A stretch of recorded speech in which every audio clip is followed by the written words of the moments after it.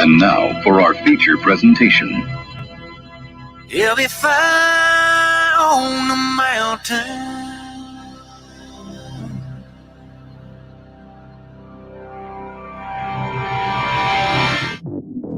JB and Darren on the JB and Goldwater Show. Line drive right field, base hit. South Carolina wins the College World Series. Watson, touchdown! Hunter Renfrow. He got him, and it's all over. Coastal Carolina rules the roost. They win the championship. And South Carolina has won the national championship. Citadel baseball team has done it again, but this time the Bulldogs beat one of the top teams in the country. They are giant killers. Get the ball to Bennett. He does.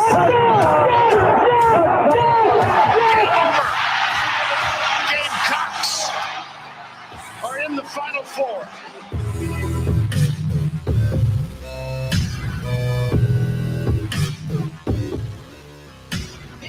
All right, greetings and a good Wednesday afternoon, and welcome aboard the JB and Goldwater Show, live, loud, and online, and driven by our friends and yours at Stokes Volkswagen. Find them at stokesvw.com. Find us on the JB and Goldwater app, also at jbandgoldwatershow.com. It is Wednesday, January the 20th. It's also Inauguration Day in America, and we understand that, so we hope we'll be able to keep most of you tuned in throughout the afternoon until 2 p.m. when we're done here. But we've got a lot to get to between now and then. You can give us a call if you'd like to at 843-321-8893. You can also text us on that same number, 843-321-8893. To the right of your screen is Darren Goldwater. I am Jamie, and as I mentioned, we're here for the next couple of hours. We'll be joined for a full hour by JC Shurburtt of the Big Spur.com. He's headed your way at 12:30 today. A lot to get to regarding and involving the South Carolina football staff. Of course, yesterday, 3 new hires were made. It was made official today that Shaq Wilson is now on staff. We're going to get to that. Also, a couple of other things in the works, maybe very close to an offensive line hire, very close to another major hire within the program. So we're going to talk to JC about all of that this afternoon. Plus, we'll get into some recruiting with him, and we'll actually talk about this staff in its entirety and what Shane Beamer has been able to put together, and much, much more. We've got the Don Sutton news we'll get to. Ryan Helinski, we're going to get to that in just a little bit. We've got Tiger Woods news, March Madness news, some NFL news. Phillip Rivers, you may have heard about that. Some other news that's kind of circling through college football. So it is a very busy day around here. College of Charleston, that is all coming up here on our program. Across all social media platforms at JB and Goldwater, and then individually at Sports Radio JB and at Darren Goldwater. And here in just a moment, Darren will get into hoops last night. South Carolina falls to Missouri. But first, good afternoon, my friend. Good afternoon. It's Inauguration Day, like you said, but I feel like we're kind of getting back to normal too. We got JC back now for another hour. He was in Disney World or whatever 2 weeks ago. Then we had him last week. So we're back into our New Year groove of things, and maybe we can settle on this Gamecock staff here soon. Yeah, maybe. Hopefully very soon, actually, in Columbia, and I think folks will like what they hear coming down the pike once some of this news is made official. Again, the text line, 843-321-8893. That's also our phone number. You can also send us a message via any chat room that you're in. If you're watching the show or listening to the show, all of them have chats available, and if you just send us a message, Darren can take that and put it up on the screen. And maybe you've got a question, comment, concern, whatever it may be. We'll grab it and try to get it answered for you, at least communicate back and forth with what you've got to say here on what is a beautiful Wednesday afternoon from the low country of South Carolina. Last night, 19th ranked Missouri from the start had it under control against South Carolina. They win 81-70 in the Show Me State. They showed South Carolina something, certainly. Gamecocks dropped to 3-4, 1-2 in the SEC. The Tigers improved to 9-2, 3-2 in the league. They are very good. It's a very good defensive team, Darren. I watched every dribble in the basketball game last night for South Carolina. And as we kind of get into the game a little bit, look, man, I've seen it, and it's kind of ridiculous. They've played 7 games, guys. This team has been, quote, in basketball season for over 2 months. They've played 7 games. I'm not making an excuse, but let me give you some facts here. They finally got a chance to play a couple of games in a row, both losses. Looked very good against LSU. Didn't look as good last night. I continue to say the same things always when fans want to spout off false information. Mm-hmm. Why? You have to ask the question, why? What happened? All right. Well, there are some things that weren't good for Carolina last night. Darren, I know you watched the game. Yep. Guard play was terrible. They didn't shoot it well. They couldn't get open. AJ Lawson from the get-go, he just couldn't get it going. I mean, Missouri did a really nice job. They're an experienced team. We talked to Derek Scott yesterday. Those guys have been around a long time, and they didn't let him get into rhythm early. So you credit Missouri for that. It's a top 20 team on the road. They're really good. They're really talented. They're really experienced. A bunch of SEC guys who've been around a little while on that team. And then what else? They got beat in the paint. Why? Because they had one big man. One. That's Wildens Levesque. I saw last night from another, fake media here in South Carolina. It really is fake media, but they act like they're not. This can't be the same team that played LSU. Frank Martin's back. What happened? Maybe we should fire him. Oh my, these are two totally different games. Look, I'm not a basketball expert, all right? But I have eyes, and I have ears, and I have a brain. And if you have those 3 things and you're willing to watch and listen and process that information to kind of figure things out, you could figure out why there were 2 different looking teams on the floor. LSU, run up and down type basketball team, not great in the paint, really heavy on guard play, not a good defensive team, Darren. That allowed South Carolina to do a bunch of things that they could do. Mm-hmm. Missouri, different. They work from the inside out, which is where South Carolina is generally in their best form. They didn't have Alonzo Frink last night. They didn't have Jalen McCrary last night, and they had nobody who could match up with Jeremiah Tillman. It was a huge factor in the game, not letting the ball get inside and then come back out for South Carolina, forcing guards to take shots that consistently they just can't hit without running that offense. Yes, there's a lot on Carolina's shoulders. They didn't play well last night. They don't have good legs right now. I don't care if you think that's an excuse or not. Derek said it yesterday. He's at practice every damn day. They don't. They're trying to get into form. So this is not an excuse. It's the 7th freaking game of the season. This fire Frank Martin crap is going to be thrown out the window. Shut up. Let it play out. Everybody wanted to fire Frank Martin in 2017, and they went to the damn Final Four. I don't have a problem with people being excited about their basketball team and, there's expectations. We should be pretty good. They lost a game to a top 20 team on the road.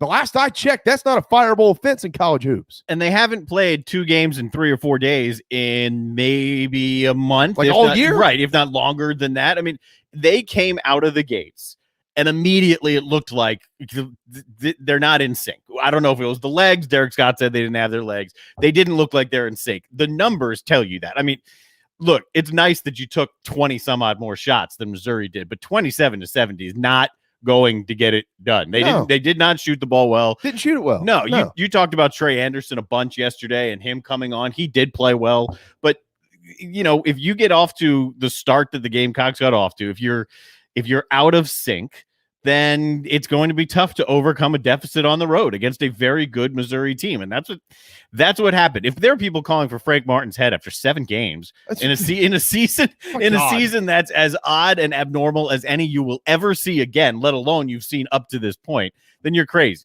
Let them figure this out. Let them get into the season. Yeah. I mean, ideally you would be in the season at this point, but they haven't gotten into the season yet.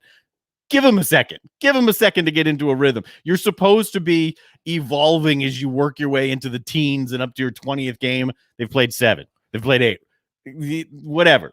They're not where they need to be right now, and it's not their fault. Give them a couple weeks. No, look, I'll concede the fact that if you get to the end of the year and Carolina is able to kind of settle things down and play a bunch of games, and you get to the end of the season and they're just not any good with everything they returned, yeah, a change might be in store. I mean, 1 tournament appearance in 8 or 9 years isn't good. Mm-hmm. I mean, this is a program that doesn't have some great tradition of going to March Madness every year. That doesn't mean that shouldn't be the expectation. Certainly after you go to the Final Four, So I'm not like trying to just hammer on the heads of people who think that there have been some failures in this program. No, there's truth in that. Like there are things that need to be better at times with Carolina basketball, but we're not even a quarter of the way through the year for them. No, like I mean, this is the most bizarre. People look. Mike Tyson said it best. Social media has allowed people to say things they wouldn't say generally to someone's face without getting punched in the face. Yep. I mean, it's ridiculous. Now, there might be some changes in store. I mean, Seventh Woods he's just not getting it going. And I feel for him. Trey Anderson played well last night and he certainly looked good. That was maybe a coming out party. We'll see. Keyshawn Bryant, his best role might be off the bench. And I know that people are going to ask, why isn't this kid starting? He scored 26 against LSU, 22 not long before that against Florida A&M. Scored 19 last night. Had 5 more rebounds. He's a flashy kid. He gets up and goes. He brings a lot of energy. Combined, Anderson and Bryant last night were 15 of 21 from the floor. It was really, really good. 2 of 4 from long range as well. It was just nobody else. Yeah, but like their leaders, Cousinard and Lawson, were combined 4 of 21. Yeah, it ain't gonna work. It's just not gonna work. I mean, they have to be better. They can't be 2 of 12 from long range. Can't be 4 of 21. So like there are a lot of facts in that game last night that need to be discussed, and they need to figure out how to fix those things. But the solution isn't just walking in and firing Frank Martin. So take your fingers, put your gloves on so you can't type that fast on message boards, or put them in your pocket. I mean, it's ridiculous to think that every time somebody loses a game as a coach at a school, they should be fired.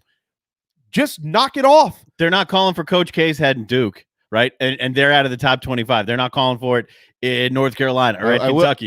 Well, there are people at Kentucky that do, but that's a whole other animal. Saban loses a game at Alabama, and they do the same thing. Fans are fans. I get it. Yeah, look, it's a game. I'd say the same thing to them. I mean, it's the same. Of course you say the same thing to them. It's the same message. Yes, because we understand this team has talent. We know this is one of the teams that, if they can get on the floor consistently, can be as good of a team that the Gamecocks have had since that Final Four run. We know that. That's not an arguable discussion point. That's a fact. If they can get on the floor and find some rhythm and consistency, they have a chance to be that good. Yeah. Give them the chance. Just give them the chance here. Yeah, you don't want to lose. You don't want to feel like you're out of it. Rod points out here in our message room, they played hard throughout. They did. It's not like they folded their tents and went home. They did, but give them a second. Take a breath. You're 7 games into this thing. Take a breath, dude. Just golly. I mean, look. I know that they were losses. Houston's one of the best teams in the country, but they're really good. Yes, and South Carolina went to Houston after they had already had a rocky start to the season with some COVID issues, and they lost by 10 points. They went to LSU. They lost by 5 points. Now, at the end of the day, guess what? Those aren't moral victories. Those are called losses. Yeah. They lost the games. All right. I'm not giving credit to them because they lost the games, but they didn't go lose by 30. They didn't go lose by 20. They're not bad. No. Like it is Frank Martin every single year as SEC play goes on, his teams get better. They figure each other out, but they have to play. And that's the thing here. They have got to play. And, it looks like now they probably already missed an opportunity for a big win to start this season in the league by going to Kentucky because they just haven't been playing very well. We'll see what they look like tonight. But let me set this up. And I don't know how it's going to unfold, but let me set it up before you can't wait to get back on your message board and tell everybody how much Frank needs to be fired. The next 3 games, Auburn, Georgia, both are at home, and then at Vanderbilt. Auburn is 8-6, 2-4 in the league. Georgia's 1-4, 8-4 overall, but just 1-4 in the league. And Vanderbilt's the worst team in the league again. There are 3 golden opportunities there for South Carolina to figure themselves out against teams that aren't named Alabama, LSU right now, or Tennessee, or even a Missouri again. Or who knows what happens with Florida. They sure looked good last night. 3 of the teams in the league. I know Florida's got their best player in there now. I mean, excuse me, not Florida. Auburn does. They got their best player back. I get that. But they come to Colonial Life Arena on Saturday. There's not really a home court advantage anymore in college hoops. But here's what does matter. They get today, they get tomorrow, and they get Friday at home, going through their rotation of things to get into a game on their home floor on Saturday. That matters with what they've gone through. let's see how it works out. They don't. You got to understand when you're not playing these games and you're in a program pause, and then all of a sudden you're starting up and stopping and starting and stopping. There's no time to work on yourself. There's no time to better the Gamecocks, because all you're doing when you get a chance to get back on the court is scrambling to get ready for the game you've just been cleared to play. So that's all that's been happening here for the last month and a half. Without a full team. Yeah, you need an opportunity to work on yourself and get better. This is what this week provides. Just like you said, you got 3 days here. Give it a day or two. I don't know their practice schedule. I don't know if they're taking one of them off or not, but at least you can get into the lab a little bit, work on the team, and then turn your attention to Auburn. Then turn your attention over to Georgia and Vanderbilt. Figure out the best way to utilize what you've got, and then work on the opponent. And that's coaches talk about that stuff all the time. If you're not able to work on yourself, if you're missing a boatload of guys and you can't practice, then yes, it's going to affect your play. And obviously that has happened to the Gamecocks. I'm curious to see how they look on Saturday. Absolutely. Guard play certainly has to get better. Lawson Kusnar and Hannibal Woods, a combined 5 of 31 from the floor last night and only 16 points. And as I mentioned, that offense is best when it touches the hands of their big guys. They don't have any right now. They've got Wildens Levesque. They got to get McCreary and Frink back in there and get their legs underneath them and get them moving on. But it was, at the end of the day, a loss last night. Not to be too harsh on fans, but just look, criticizing the team, fine. Questioning decisions made during the game and stuff like that. No, I get all that. I get it. Everybody's got something to say. It's fine. And you got an outlet to say it. Okay. Let's fire the coach? Really?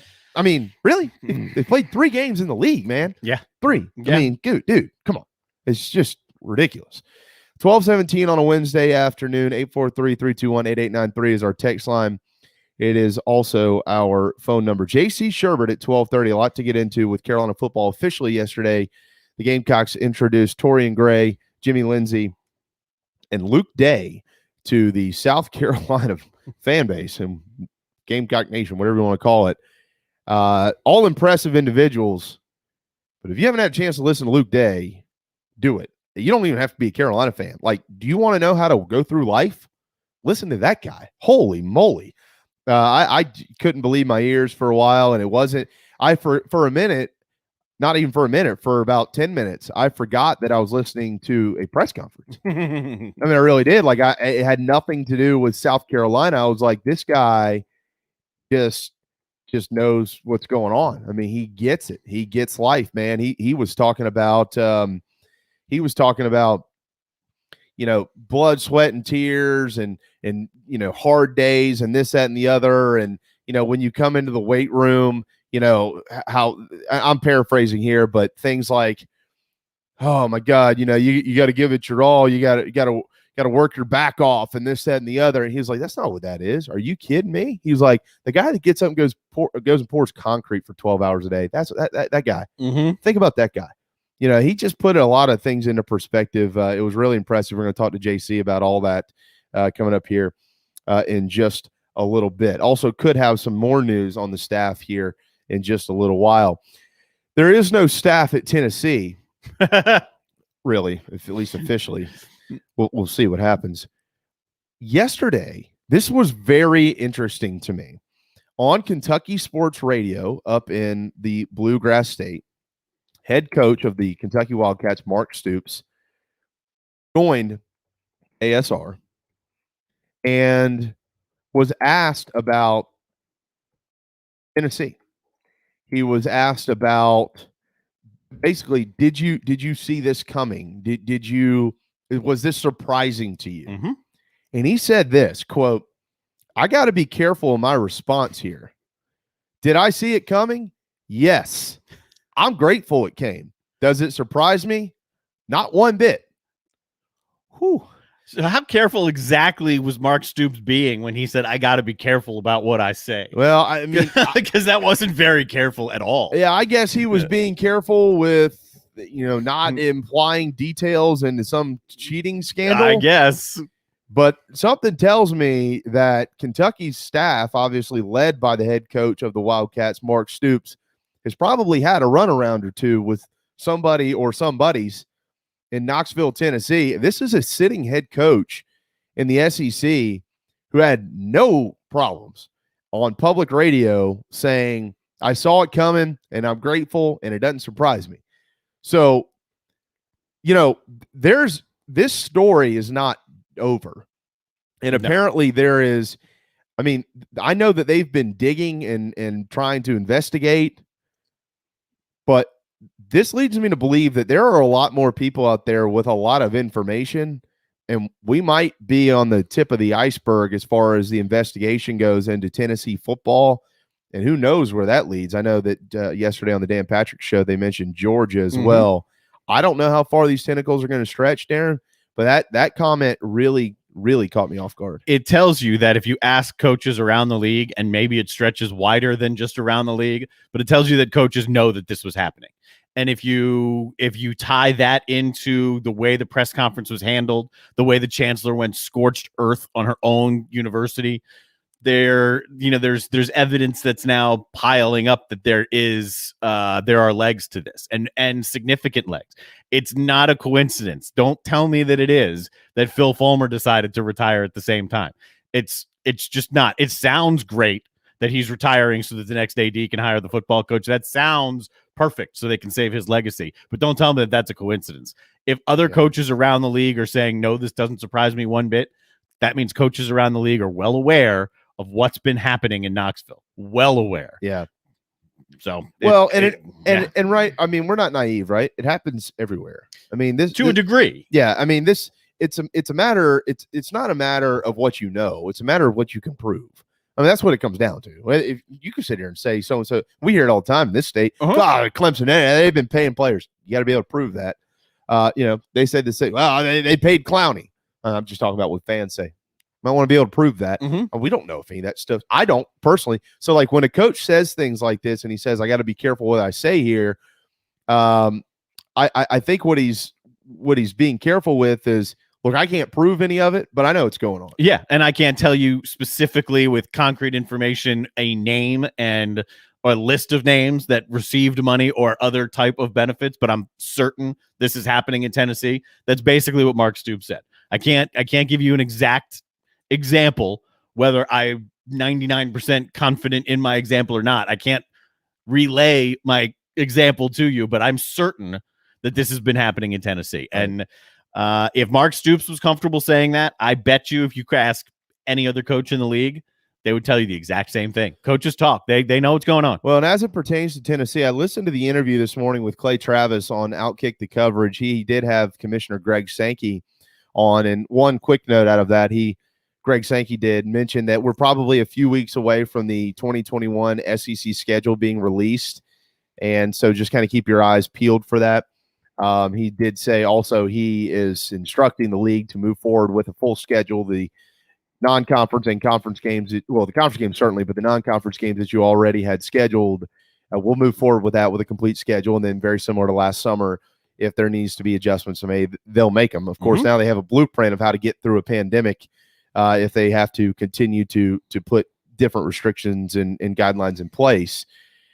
But he also, Clay Travis actually conducted an excellent interview this morning with him. He asked him some difficult questions. He straight up asked him, can Hugh Freeze coach in the SEC or not?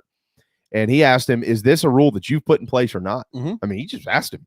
And Greg Sankey did not directly answer that question, but what he did say was all the institutions in the SEC are expected to adhere to the proper guidelines in hiring a coach, and that they need to make sure that they are doing their homework, their due diligence, and their background checks on all of these coaches before they decide that they want to put one in place.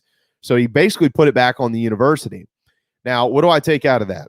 Well, what I take out of that is there's more than likely a discouragement from the league office to the schools in this league. I'd rather you not, but if you need to, we'll go through the process with you in trying to get this done. What that tells me is it could probably get done if somebody really wanted to bring Hugh Freeze on, Darren, but there's probably a lot of guardrails up right now, and it's going to be a difficult ocean to navigate your ship through if you want to bring Hugh Freeze in. It's not a hard no, but there's probably a lot of things that are going to need to be done in order to make that happen. And that just leads me to believe with what Tennessee's going through right now, it ain't going to be Hugh Freeze. No, you can almost separate the two because of the way this has gone down in Tennessee, what was said during the press conference about doing things the right way and doing things with integrity. If you then turn around and bring in Freeze and say, well, he's learned, now he's the utmost pillar of respectability in human life, that's going to be a really tough sell. So that's one side of it. The other side is we've been wondering this for months, whether or not there is a word out of the SEC office that is saying no or go ahead with Hugh Freeze. It doesn't appear as though Sankey gave a clear answer on that, but I read into it pretty much what you did, that I'm not going to sit here and Sankey stand in the way, but you better prove it to me that this is why you want to hire this guy. This is why you're comfortable hiring this guy. And oh, by the way, if you do bring in this guy, I'm going to be staring down your neck for every second of the day. Well, and so will the NCAA. And don't you kind of think that there might be a part of that on the side of Hugh Freeze as well? Like the league office might be looking at Hugh Freeze and saying, here's everything that you better be prepared to bring to us in order for us to say, yeah, everything's cool here. I mean, they're not saying no, but maybe they have put up certain guardrails, certain stipulations, and those need to be met at this point in time by him. And if they aren't, then he better have a really good explanation as to why not. I mean, Greg Sankey did say, look, it certainly looks like this guy's turned his life around and turned his career around at Liberty. And that's just fantastic and good for him, basically. Right. You know, we're pulling for you. But at this point in time, I don't foresee Hugh Freeze being a coach in the SEC at Tennessee.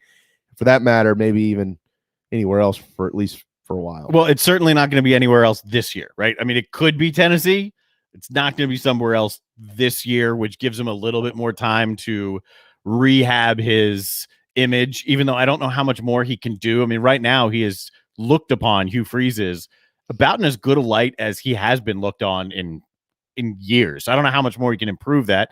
And if you're the SEC, if you're Greg Sankey, yeah, man, I'm happy for you while you're over there at Liberty. Good for you. Congratulations. Keep up the great work, because I have nothing to do with you. You are not my problem. I don't have to worry about you. I don't have to worry about you screwing up. I don't have to worry about this getting into my league. I don't have to worry about this getting onto my desk. You keep doing well over there at Liberty, and I'm going to root for you, and I'm going to be happy for you. Yeah. That's what he said. Yeah, good for you, but just try not to step on my Stay lunch. over there. I'm really happy for you. I don't need you eating my lunch at this point in time. Right. Yeah, according to Greg Sankey. All right, our friends at McFadden Pest Control, they protect my home, and they should protect yours. They've been protecting homes in the Lowcountry for well over 4 decades. It's over 40 years. There's a reason for that, because when they come, the bugs go away. So do the termites. Hopefully you never had them, but if you do, they'll get rid of them. And then also they'll make sure you just don't get them. And of course, in the Lowcountry, they'll make sure you don't get mosquitoes. And we all know that mosquito season is not too far away. McFaddenPestControl.com for more information. Owned by Heath Gunther. He is a Carolina grad, but don't worry, anybody that pulls for somebody else, they don't discriminate based on allegiance to athletic departments or anything of that nature. McFaddenPestControl.com. Check out my friends over there. Heath Gunther, Turtle. We call him Turtle. He's a good dude. I still love the it. whole staff. Yeah, they're just great guys. They're great guys. They really are. This isn't a live read. This is like a personal. And I tell people this all. I tell you all the time. Yep. They're just great people. All right, JC Shurburtt, he's a pretty good guy as well. He'll join us next with BigSpur.com right here on the JB and Goldwater Show, driven by Stokes Volkswagen. Is your old car really scary? Does it look dreadful or smell awful? Don't be frightened. There's never been a better time to trade in your spooky old car. Stokes Volkswagen just received a new shipment of the VW Atlas and VW Crossport. But here's what makes that even sweeter. Every new Atlas and Crossport is $3,000 off MSRP. Plus, every 2020 Volkswagen is available with 0% financing. That's right. You get both the huge discount and 0% financing. So if you want to play trick or treat at other dealerships, that's okay. Come see us at Stokes Volkswagen on Ashley Phosphate or visit stokesvw.com. Peace and love at Stokes VW. Plus tax tag includes $399.50 closing fee. Offer subject to lender approval. Expires month end. What's up, everyone? JB here. Want to tell you about my friends at McFadden Pest Control, as we do every day on our program. I love these guys. They've been in business over 40 years, and they treat our family like they've only been around for 4 days. Always doing their best work, trying to earn our business, although they know that they'll always have it. Heath and the guys take care of our quarterly, our mosquitoes, termite bonds, anything we can get them to do, they do it. They're the best. They're friends. Heath even often texts me and just asks to see how my family's doing. It's amazing. I can't say enough about McFadden Pest Control. Switch to them. You'll never have anyone else protect your home. McFaddenPestControl.com, McFaddenPestControl.com here in the Low Country. Family Bingo Night is back. All 3 Dog and Duck locations. Every Monday from 6 to 8 is the perfect time to bring the kids, have dinner, and play bingo.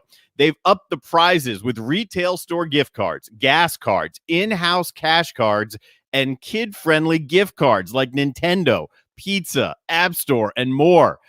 Thanks for supporting local businesses like the Dog and Duck in Bell Hall, Park West, and on Clements Ferry Road.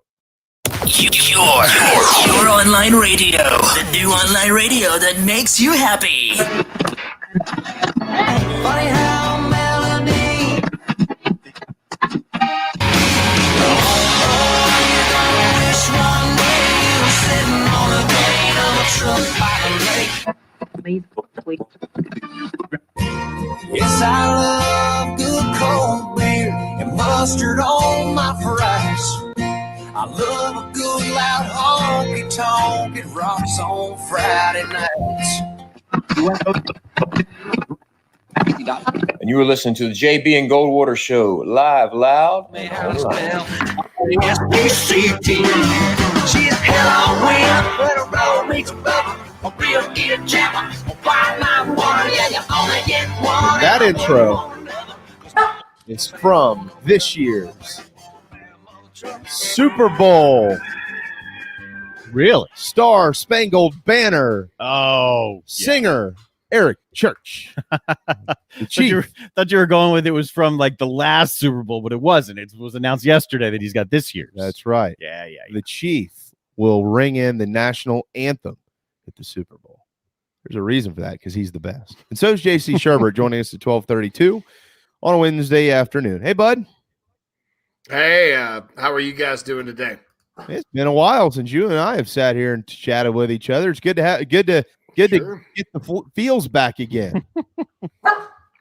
And I think so. I think so. It's a good deal. Yeah, he's not wanting to be quiet, I guess. I had some chicken. I had some chicken sitting up here earlier, and I think he was kind of he kind of thinks it's still on the table. So well, hopefully the significant other will come and save me, maybe give him a treat or something, so we can have a successful, peaceful little segment here. It's okay. We're dog people around here, so it's okay. We'll approve. Oh, I love my dog. I mean, I know you guys. We talk about the turtles a lot, but this guy's been with me for like 8 years. He's a rescue dog. I had to get a small dog because it was I lived in an apartment in Nashville, so I couldn't get a big one. So I got a small dog, always been a big dog guy, but this one, I told him he was part wolf, and so he acts like a wolf sometimes. He's bitten about 4 or 5 of my friends. I mean, he's a hardcore guy, Red is. So even though he's like 18 pounds. So he's just little guy with a big mouth. Sounds like a message board hero. I've been dealing with some of those today too. I just finally had enough, and I'm just like going through the Big Spur, talking, all these folks, look, everybody's like high risk, high reward staff. First of all, every hire has risk. Everything in life has risks. There's no risk-free hire. Steve Spurrier was risky, believe it or not, as much of a no-brainer of a hire as that was. Everything's risky. So, I just don't think there's anything risky about the actual, let's get, Marcus Satterfield as the OC, or let's get Des Kitchings as the running backs coach, or Justin Stepp, or, any of the guys they've hired, Torian Gray, Clayton White, Mike Peterson, any of those guys they've hired, you don't sit there and go, oh, that's really rolling the dice. I mean, I guess you can maybe say that about Eric Kimry because he's coming from high school, and you don't know how it's going to work out. But it's Eric freaking Kimry. I mean, come on, man. Everybody's like, oh, well, he just coached at Skeeza. And I mean, I'm like, look, well, everybody was clamoring for Will Muschamp to fire Bobby Bentley a couple of years ago and let Marcus Lattimore coach the running backs. Well, you know where he was coaching? Marcus? Yeah, nowhere. Skeeza. That's right.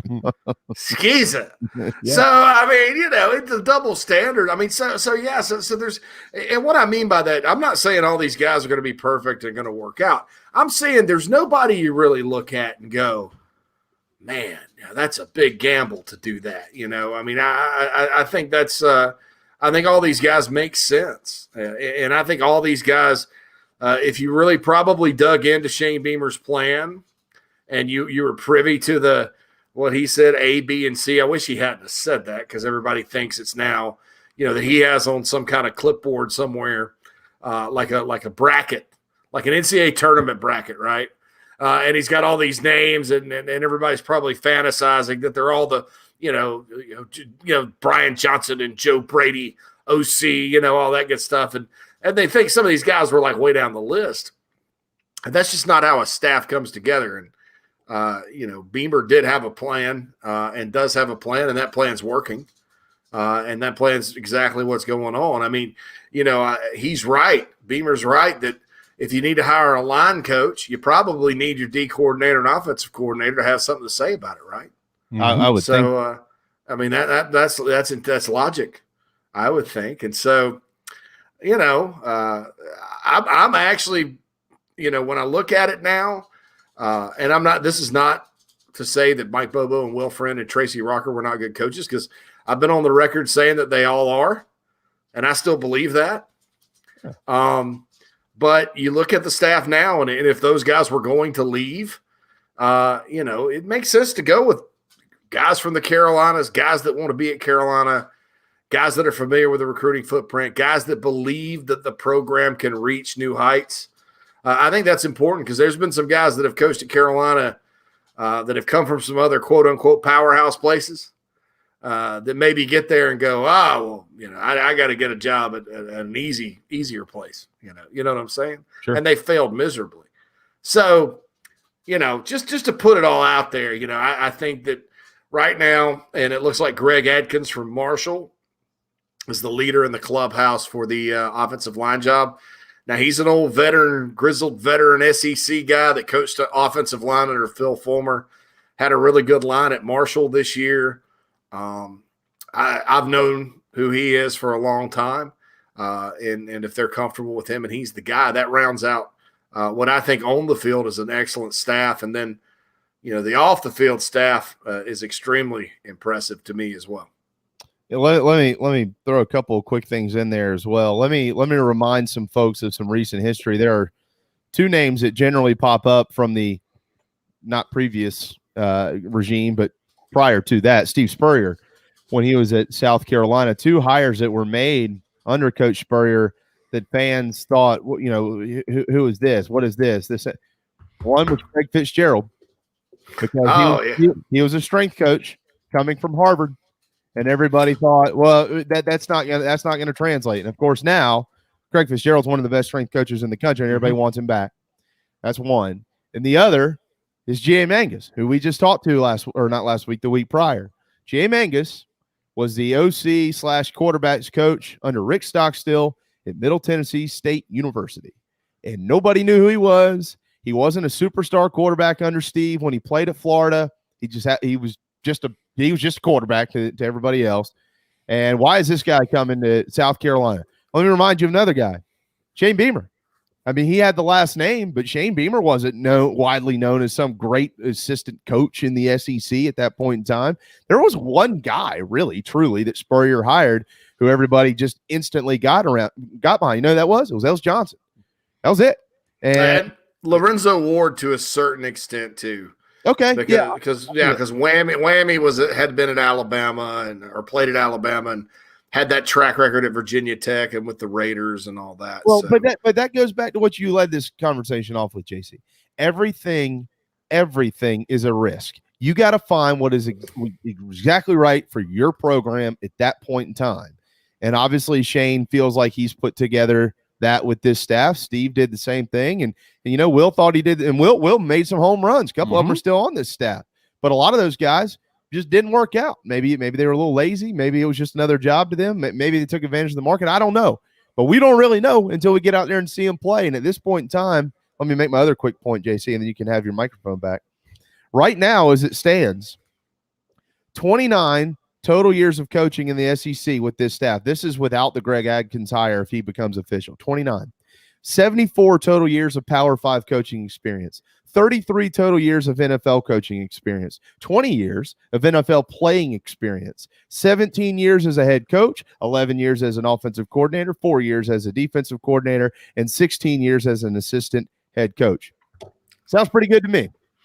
I mean, look, these guys do have experience, and I think all I got to keep saying, as obsessed as some fans are, and look, when I talk about some of these fans, I'm just talking about the vocal minority. I know most Gamecock fans just kind of, look at what it is and actually do the research and are excited and confident. I mean, the whole reason you make a coaching change is to get people excited again and get some renewed energy. I mean, that's why you do it. But, certain fans, I don't think, that they look at it, out of one side, that they don't want anybody with that. They don't want Muschamp. We don't want an SEC recite. And then they freak out when people don't have SEC experience. So I'm like, who are you supposed to hire? I mean, because that kind of narrows the pool. But I do think it's interesting. I do think it's interesting that, there's that kind of double standard, with guys and that kind of freak out. And I swear to God, if I hear one more time, well, we were sold this under Muschamp. Look, nobody's selling you anything. All right. First and foremost, nobody cares if you like the Shane Beamer hire or not, to be honest. This is America. You can express that you don't like that hire all you want. The bottom line is, though, Ray Tanner made that decision. The university administration made that decision. And there are a whole lot of people that have invested a whole lot more in the South Carolina football program, be it financially, sweat equity, career-wise, doing whatever, that were in favor of the hire than your average Twitter fan. Okay, that's number one. Okay, nobody cares. Nobody's trying to sell you on anything. All right. So I don't want to hear about what you were sold under Muschamp or not. Nobody's trying to sell you there either. But the bottom line is you have to be really, really on the low end of the scale intelligence-wise to sit there and repeat over and over, well, this was what Muschamp. I thought you guys didn't want Muschamp. Why do you keep bringing his name up? Why do you keep bringing up, how he did it? Because I promise you, he didn't put together a staff using the blueprint Shane Beamer did. He went out and got guys he was familiar with that were around the SEC and put it together. He hired one guy, Bobby Bentley, with deep ties to the state of South Carolina. And I can't really think of anyone else, on his initial staff. Right. So, don't sit here and tell me this is what was sold to us under nobody. Number one, nobody's selling you anything. Nobody cares what you think because it's a fact that Shane Beamer's the coach right now. So nobody cares, about Twitter fan. And I'm reading one guy here right now, at Cocky Will 88, who's had nothing but negative garbage to spread all over the dang internet since this hire was made. So nobody really cares what you think. But number two, it's completely different if you have an ounce of intelligence. If you can kind of just even simply put together, hey, these guys back then came from here, there, and yonder. There were the connections. Here's why they were hired. And then you look and go, hey, this is why this guy was hired and that guy was hired. It's completely freaking different. Right. So I don't understand the angst and consternation. I understand everybody wants to win. You want to have angst and consternation about something, have angst and consternation over that. Because I think everybody in that building wants to win. Don't sit there and spit and venom all over the people that are trying to help your team win.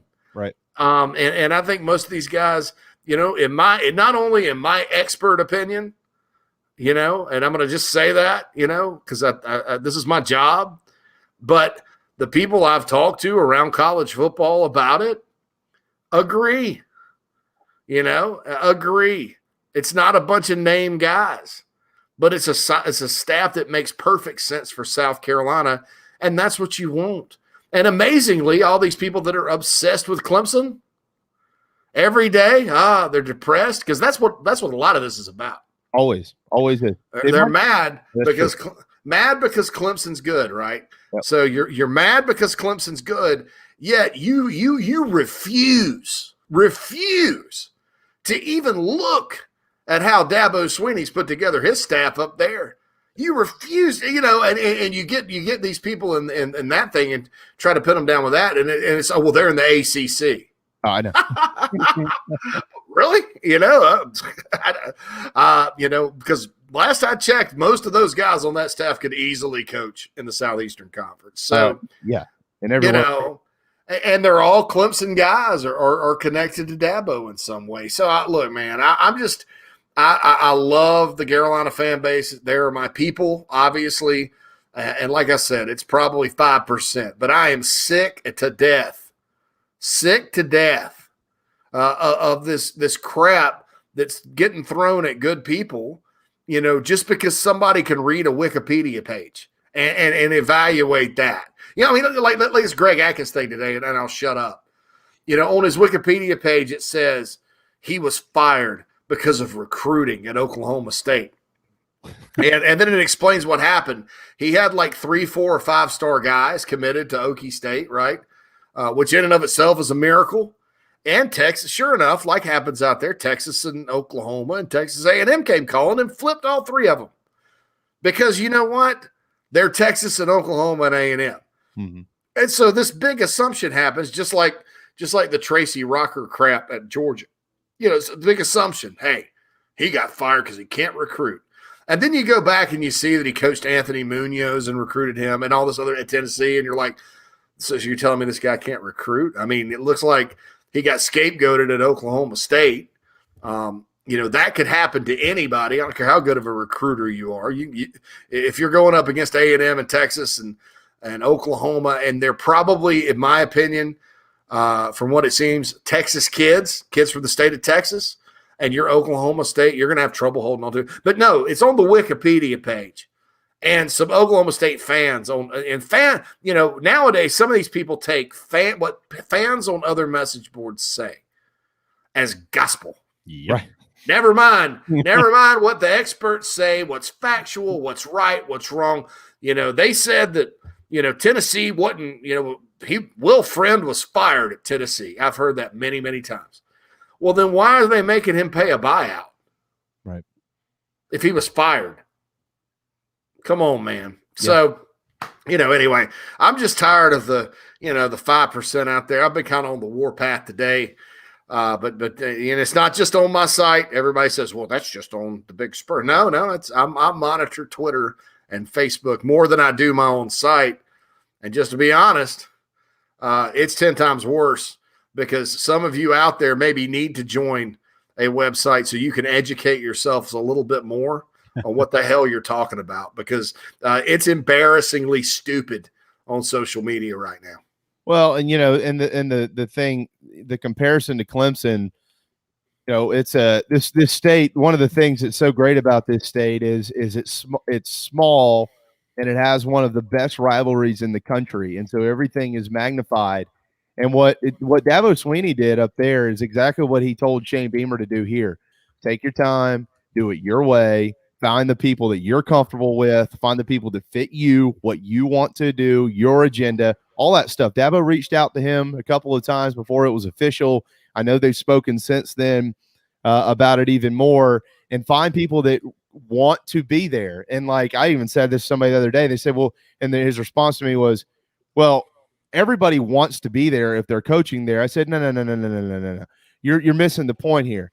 Brent Venables and Tony Elliott want to be at Clemson. You know how I know that? Because they've turned down major job opportunities to leave and go elsewhere for a better paycheck or a higher opportunity because it didn't fit what they wanted to do. They liked where they are in their situations under Coach Sweeney at Clemson. That's what Shane is searching for at South Carolina. I'm not sure why that is so difficult for some people to understand. Oh, it's insane. It's like you talk out of both sides of your mouth. It's like, well, you got we need to build what Clemson's built. If Clemson can build it, South Carolina can do it. Okay, well then, maybe you should have a plan that's similar to what they did in terms of being unique and hiring a guy that has a plan for South Carolina, just like Dabo had a plan for Clemson. Dabo's plan, folks, and I don't know if we'll ever see if this works or not, but I mean, you put Dabo someplace else. I mean, it's one of those things where, maybe it doesn't work if he does the exact same thing he did at Clemson. Yeah, well, and to that point, I mean, I think that's one of the reasons, not to make this a Clemson conversation at all, but I think that's one of the reasons why Dabo has no interest in doing anything anywhere else. He has constructed this exactly how he wanted to construct it. Like, his fingerprints are all over everything there, from the graphics on the wall to how long the slide is in the operations building, what type of kids they recruit, who's on staff, what type of people they are, what family and functions they do up there. It's their own little world up there in Clemson, South Carolina. And you know what? A lot of people don't like that, but they do. It works for them. And that's why he likes what he's doing. Why entertain Alabama or the NFL and things like that when you're making all that money you're making, winning the way you're winning? But you've built this. It's like a Lego set. Like, you finally built it. You really want to tear it down and go build another one? You remember that being a kid? I never did. You want to do things the way it worked for you. You want to be as successful as you can be. How cliched is this? You see it in movies all the time, right? You want to be as successful as you can be. The only way you can do that is by being you. Right. It might be cliched. It's also dead on accurate. But it's spot on. That's what I don't know how the. All right, look, part of that is the hire of Luke Day, JC. Part of that is the hire of Luke Day. He yesterday just kind of slipped into the conversation, which I thought was probably the funniest part of the whole thing, that they're bringing on Chip Morton, who spent 27 years as a strength coach in the NFL, 24 as a head strength guy, 7 years as an assistant in college football at Ohio State and at Penn State, believe it or not. And he can come here and be a part of this program. So you got Byron Gerardo, you got Chip Morton, and of course, this is all going to be run by Luke Day. And his 20 minutes or plus yesterday was something special to listen to. Absolutely, and that's what the other thing I want to make clear here is that there are issues at South Carolina that you cannot just sit there and go, oh, well, they just need to go recruit 5 stars. That's the whole thing. That's the whole thing in a nutshell, Bob. They need to go recruit more 5 stars. Look at this. They're 88th in recruiting. My God. You can't just do that. You can't just say that's not true. It's just not factual. There's a lot more to it than that. And the people I've talked to told me this, and I trust these folks because they're people that aren't at South Carolina anymore and that are at South Carolina. There may not be enough players to go win an SEC championship, but there are enough players to be good. Now, whatever that means. There are enough players to not be 6-16 over the last 2 years. Right. The problem has been mental in a lot of ways. The losses have piled up. It's snowballed. They did not have great player leadership, obviously, because some of the best players on the team obviously had some problems in that department, One which, has now started his own website and is selling gear based on one great game against Georgia. Just to be straight, just to be honest. And a lot of those guys are gone, and a lot of the younger guys don't know how to be leaders yet. So it's mental. When the losses pile up and you're getting beat down and you see the other teams around you doing well and all that, it's very, very difficult. It's a momentum game. These are young people. And so I believe that part of the immediate issue is get the off the field staff, rocking and rolling. And I know they needed the on-field staff in place to begin with because of recruiting and all that. And like I said, I think Atkins, if he's the guy, will probably be announced at some point in the near future. But you got to get this off the field staff going because they started workouts this week, right? You know, and so that's where it begins. And Luke Day, to me, if you listen to what he's saying, it's a breath of fresh air. I'm not one of these people that's going to bash Dillman or bash Paul Jackson or bash Nick Saban and his proteges and the process and all that. But what I do believe and what I've talked about on this program many, many times is, and Will Muschamp even said it when late in his probably his last game before the Ole Miss game, he told the broadcast crew, you have to be different to win games at Carolina. And it's kind of bad that was the last game. But you look at what Luke Day says, and he says, greatness is not a process. Ooh, that's taboo in college football, isn't it? Because everybody talks about the process, right? Oh, the process. Greatness is defined by struggle. So struggle well. And I think that the programs that are successful are not Alabama. If you look around college football, the programs that can go compete with them, that, they're not, because, guys, when you do a copy of a copy of a copy, it loses its, quality, I guess. Right. You guys remember when you used to make mixtapes for your girl back in the day and you do the double cassette thing and you do a copy of a copy. That mixtape was not quite as fresh as the single that you took it off of or the clear album that you got it off of. No, it wasn't, because it was a copy of a copy. And so I think South Carolina needed to define its own culture and be a culture that maybe some people want to copy, someday. And I think that, when you talk about Luke Day and you talk about what he's all about, he's almost the antithesis of the, let's go in here and make this a utilitarian work environment. We're going to get you ready for the NFL. We're going to do this, and calling it the organization. These are college kids. And if you're Alabama and you want to run it that way, great. Alabama also, as an institution, goes above and beyond caring for their players and providing value and opportunity for them. And that gets lost on some of these people when they see the Nick Saban proteges, and it all becomes about work and it's not fun. And it's, rock throwing contest football sometimes and stuff like that. They don't really go back to Bama and look and see inside of that program. So it's, like I said, it's a copy of a copy. And I don't think that works at Carolina or just about anywhere else. Very few places would that work. I think, though, with what they're trying to do to institute and heal this program psychologically is a stroke of genius. Will it ultimately pay off in wins and losses? Who knows?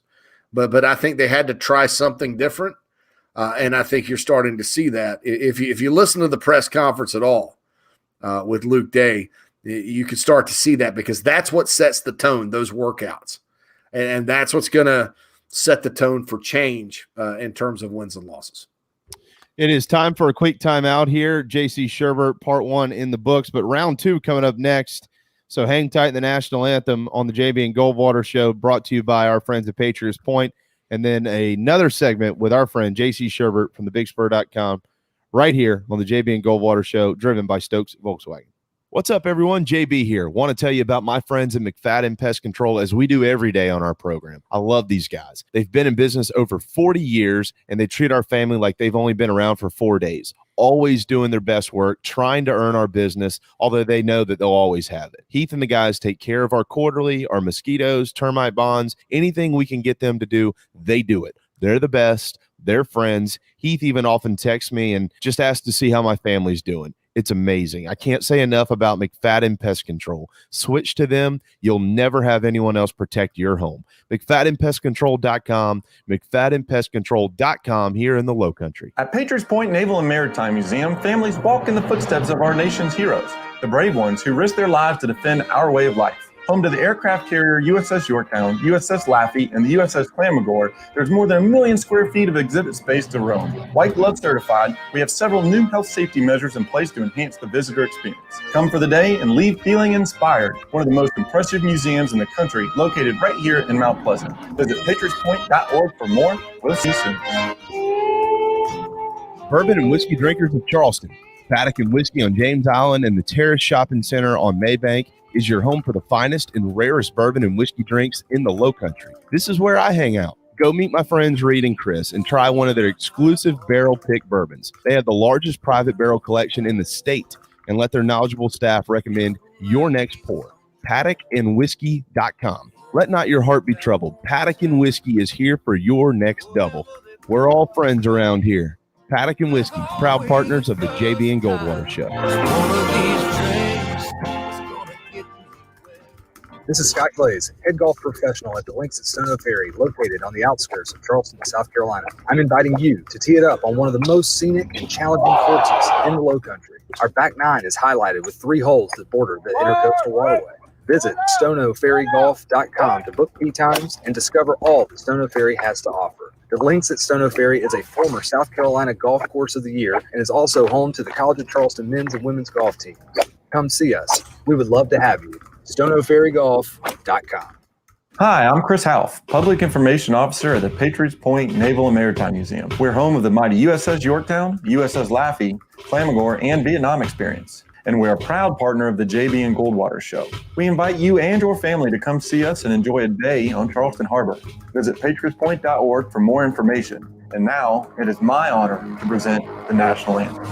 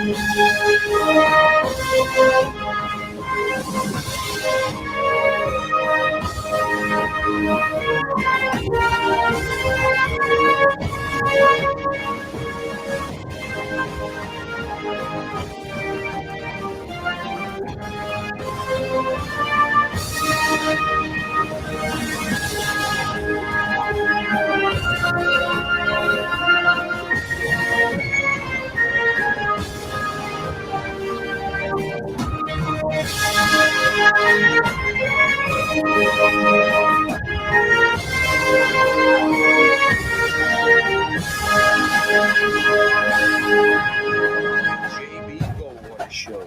Live, loud, and online. All right, final hour on this Wednesday afternoon. Welcome back to JB and Goldwater Show, protected by McFadden Pest Control.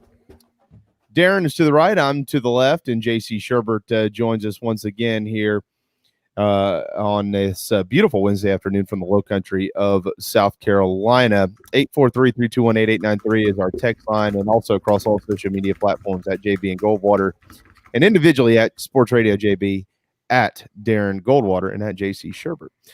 Tyler says, JC's right. To be successful as a non-blue blood, I missed it. It already came off the screen. You need to have a staff that grades their personal success by the success of the program, not the opportunities that arise at other programs. You got a couple good comments flowing in right now. There you go. Okay. All right. Also another one here. I'm really loving the coaching staff and direction going forward for the program. Thanks to our friends at Patriots Point for presenting the National Anthem daily on our show. That's if you've never listened or watched our program, we're not just playing that because it's Inauguration Day. We play that every day at 1:00 here because it's always great to be an American, and I know JC shares in that sentiment as well. All right, JC, back here, round 2 of our conversation involving South Carolina, and we'll dabble in the rest of the SEC here in just a little bit. So I do want to ask you about yesterday. South Carolina released a video of Derek Moore, and I know that you've addressed this on the BigSpur.com, so we'll address as much as we can here.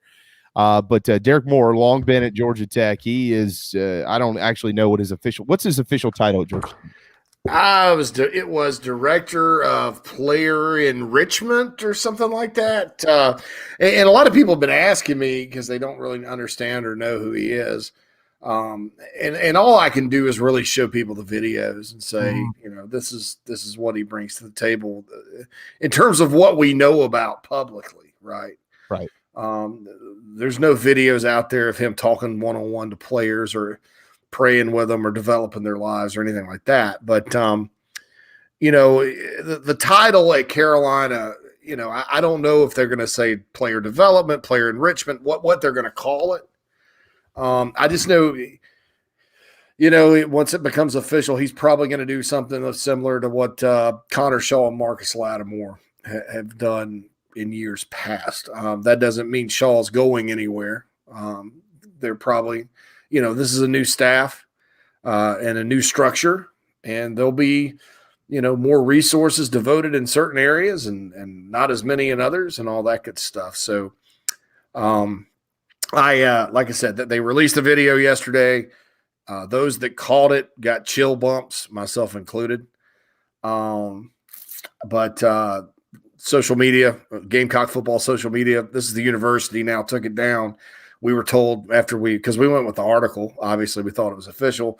We were told to wait, and so we're waiting, and could be any time now, to see what happens. But I feel very confident Derek Moore is going to be part of the staff.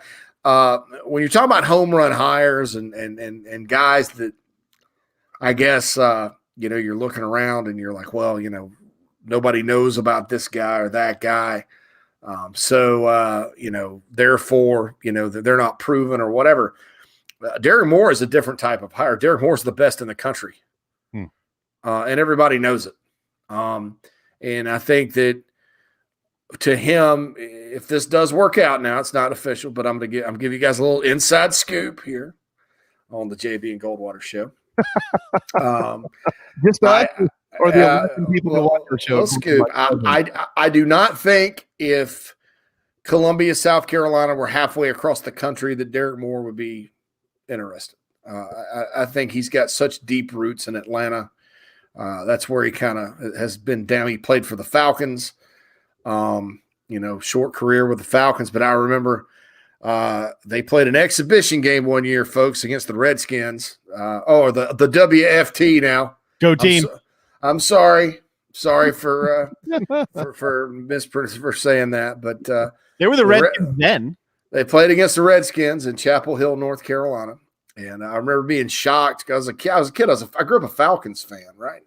I remember being shocked that the Falcons were playing in Chapel Hill, and there were 50,000 Redskins fans there. And I didn't realize till I got older that we had this old lady named Brenda that worked at my dad's video store. Dad had a video store for a while. Brenda, she was the biggest Tar Heel, but she was one of those Tar Heels from maybe like the Midwestern part of the state.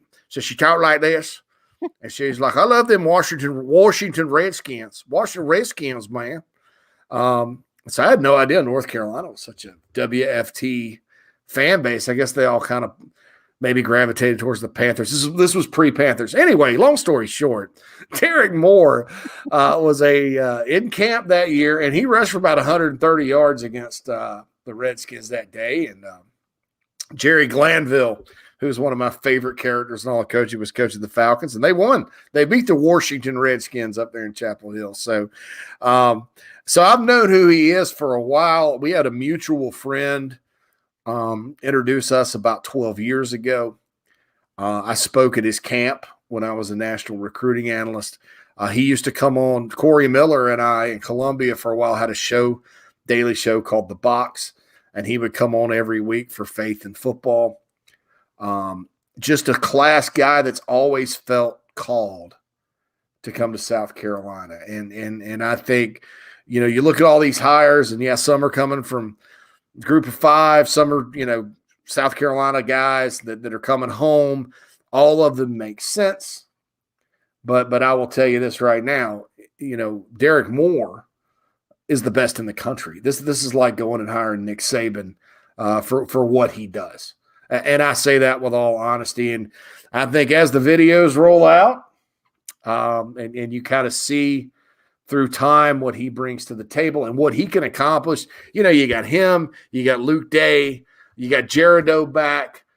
You've got an enthusiastic, cerebral coaching staff. I think you'll see that over time that even the PR stuff that Justin King does is going to have a lot more life to it. And going to be a lot more impactful. And that helps you recruit, especially right now, because nobody's visiting anywhere. So I think, I have not called a single hire a home run except Des Kitchings and Justin Stepp. Derek Moore is a grand slam. And they should have something official on that pretty soon. What is his connection to Shane Beamer?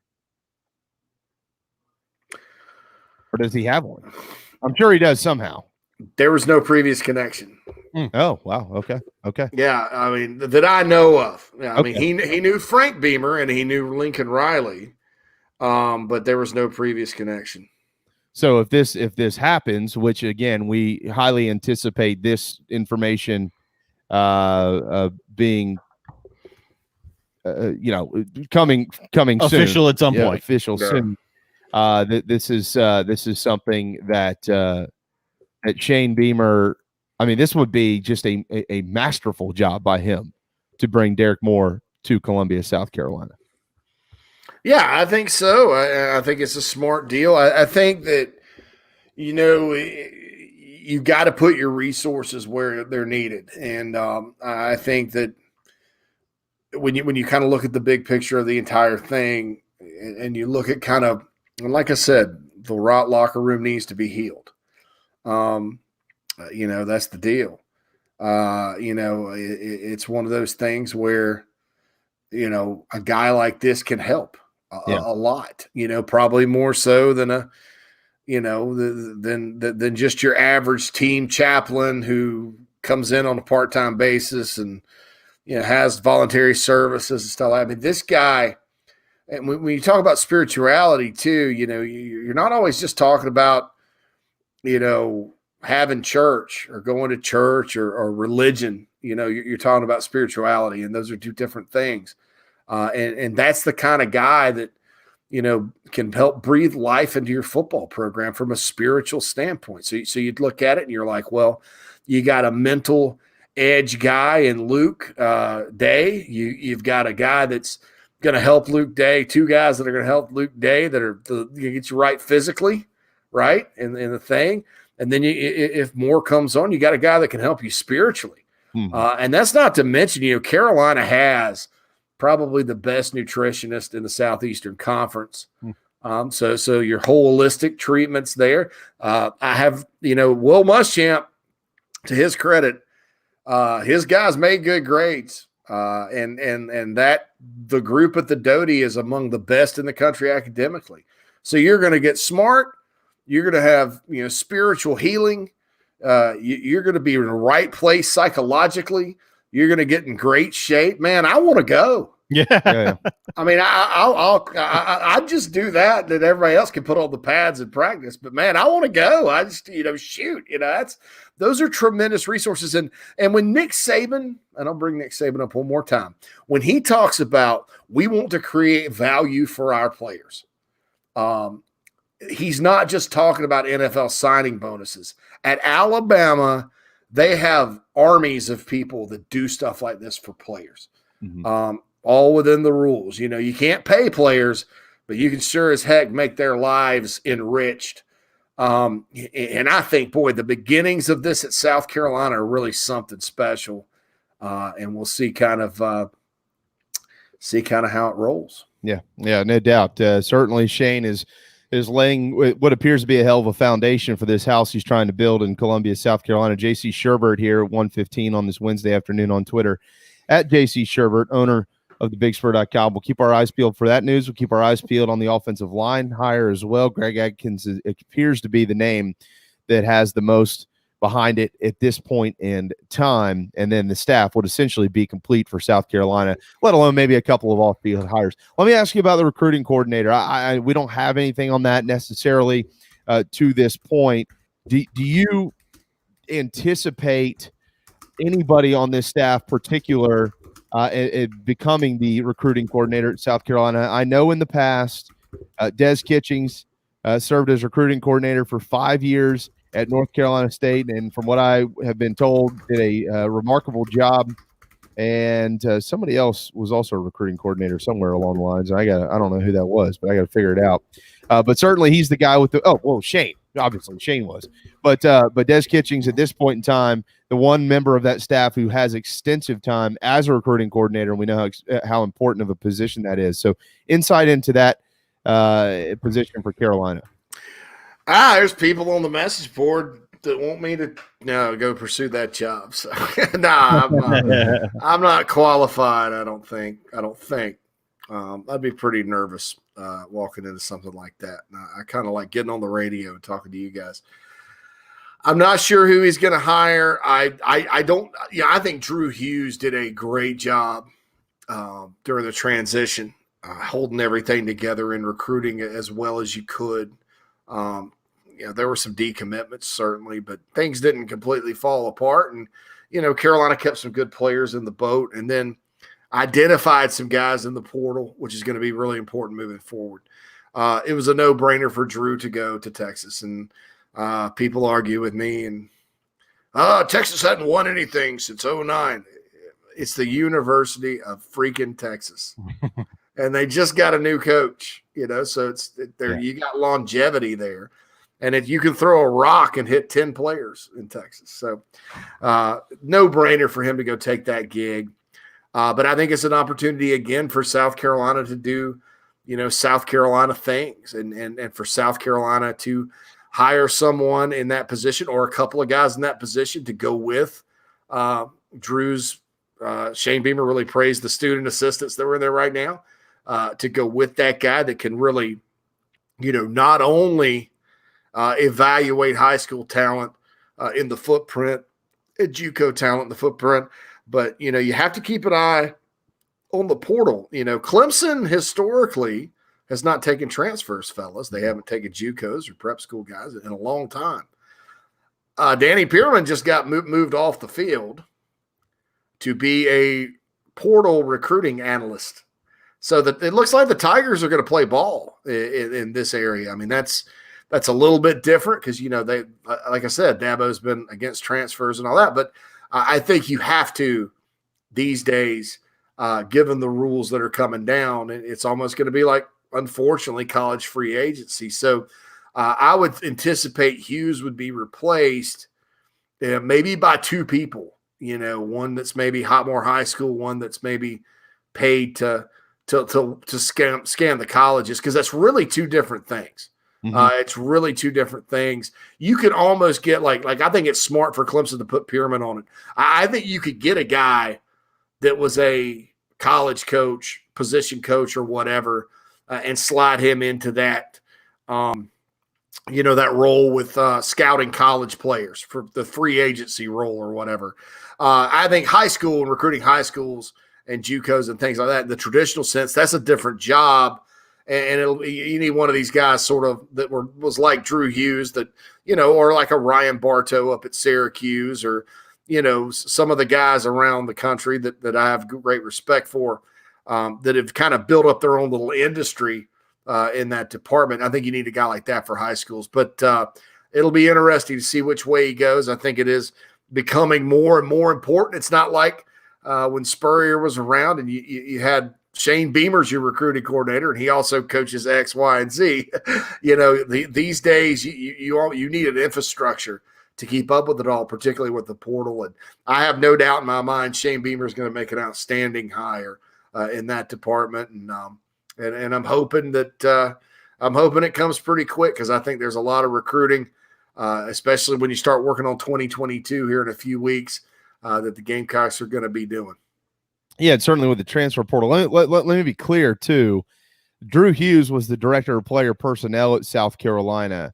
And so, but if I'm understanding this correctly, I mean, is it still true that there will be a director of player personnel, or whatever he calls that role, and then also a recruiting coordinator within the staff? Is that not true, or is that true? The what now? All right. So historically, on each football staff, right, there's a recruiting coordinator of a coach who actually also coaches on the field. But Will Muschamp was his own recruiting coordinator. Mm-hmm. But there was also a director of player personnel, which is what Drew Hughes was. Are you saying there won't be a recruiting coordinator on the staff and only? Well, they haven't named one yet. If they do, I would assume it would be Des Kitchings. Right. But and there's not, Muschamp actually was kind of ahead of the game on this because there's not who is the recruiting coordinator at Clemson? Does somebody have that title? I don't know. Was it Pierman? I'm not sure. I know Alabama doesn't have a on-field coach that's the recruiting coordinator. Okay. And I'm not sure Georgia does either. So, yeah, those things are kind of, it's kind of moving toward, somebody that does. But like I said, I think if it were a staff member, it would definitely be Des Kitchings because, I mean, man, his run as the recruiting coordinator at NC State, I think was legendary for that program. They got a bunch of in-state guys, and had they kept going and maybe Mac had not gotten to North Carolina when he did,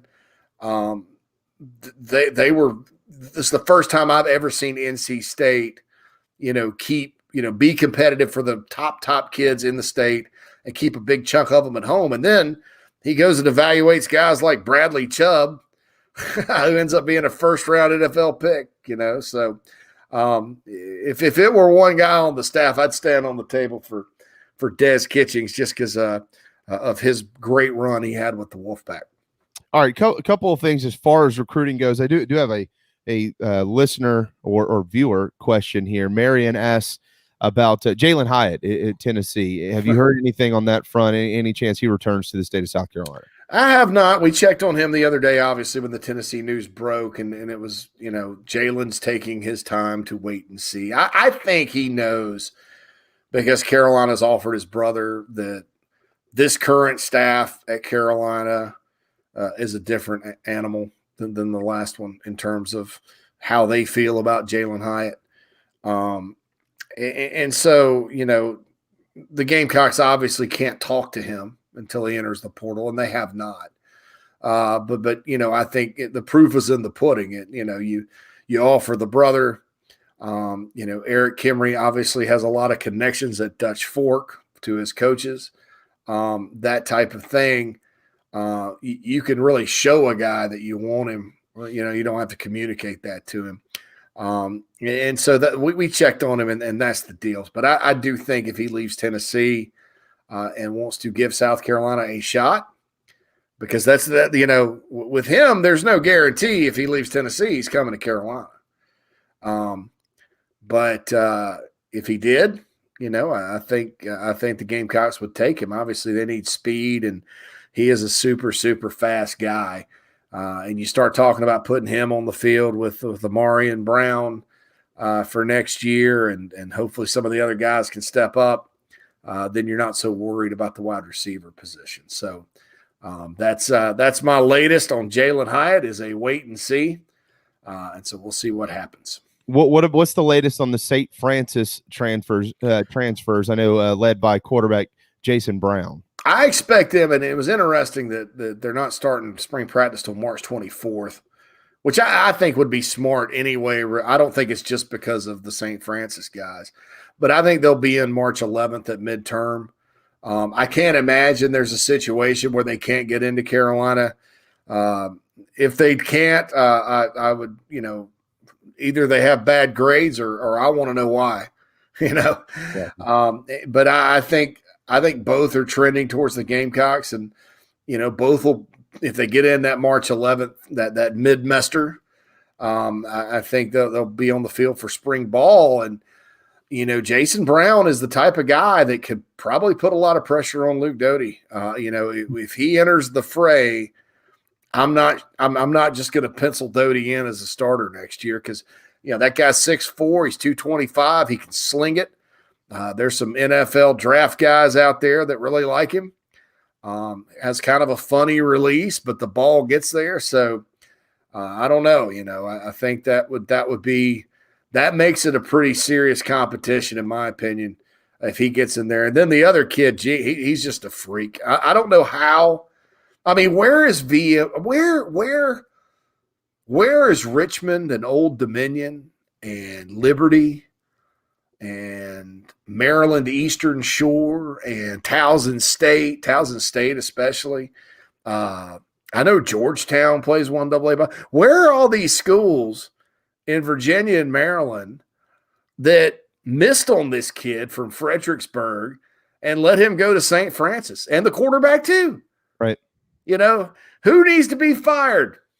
I mean, I think these guys, looking at the way they play and their measurables, these guys are at least good enough to play at Maryland or Virginia.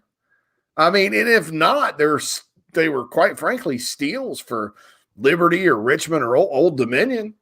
Well, I mean, I'm flabbergasted. I mean, even Rutgers can dip down into Northern Virginia. I mean, what Temple? What's going on? You know.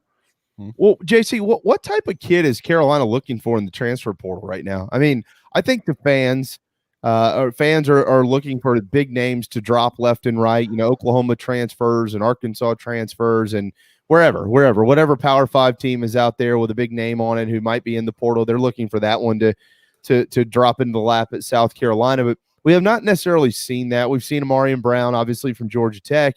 And outside of that, I mean, it appears to me that they're taking transfers who are the best player at the level that they are playing at. I mean, yesterday Shane Beamer went on and on about this linebacker Debo Williams out of Delaware, and he seemed stunned that this kid wasn't at a Power 5 program, that somehow, no offense to the Delaware Blue Hens, but that's where he was. You know, Jordan Strawn, he mentioned his story, and I get that story. Small kid, really developed once he finally got to Georgia State and things like that, led the nation in sacks this year.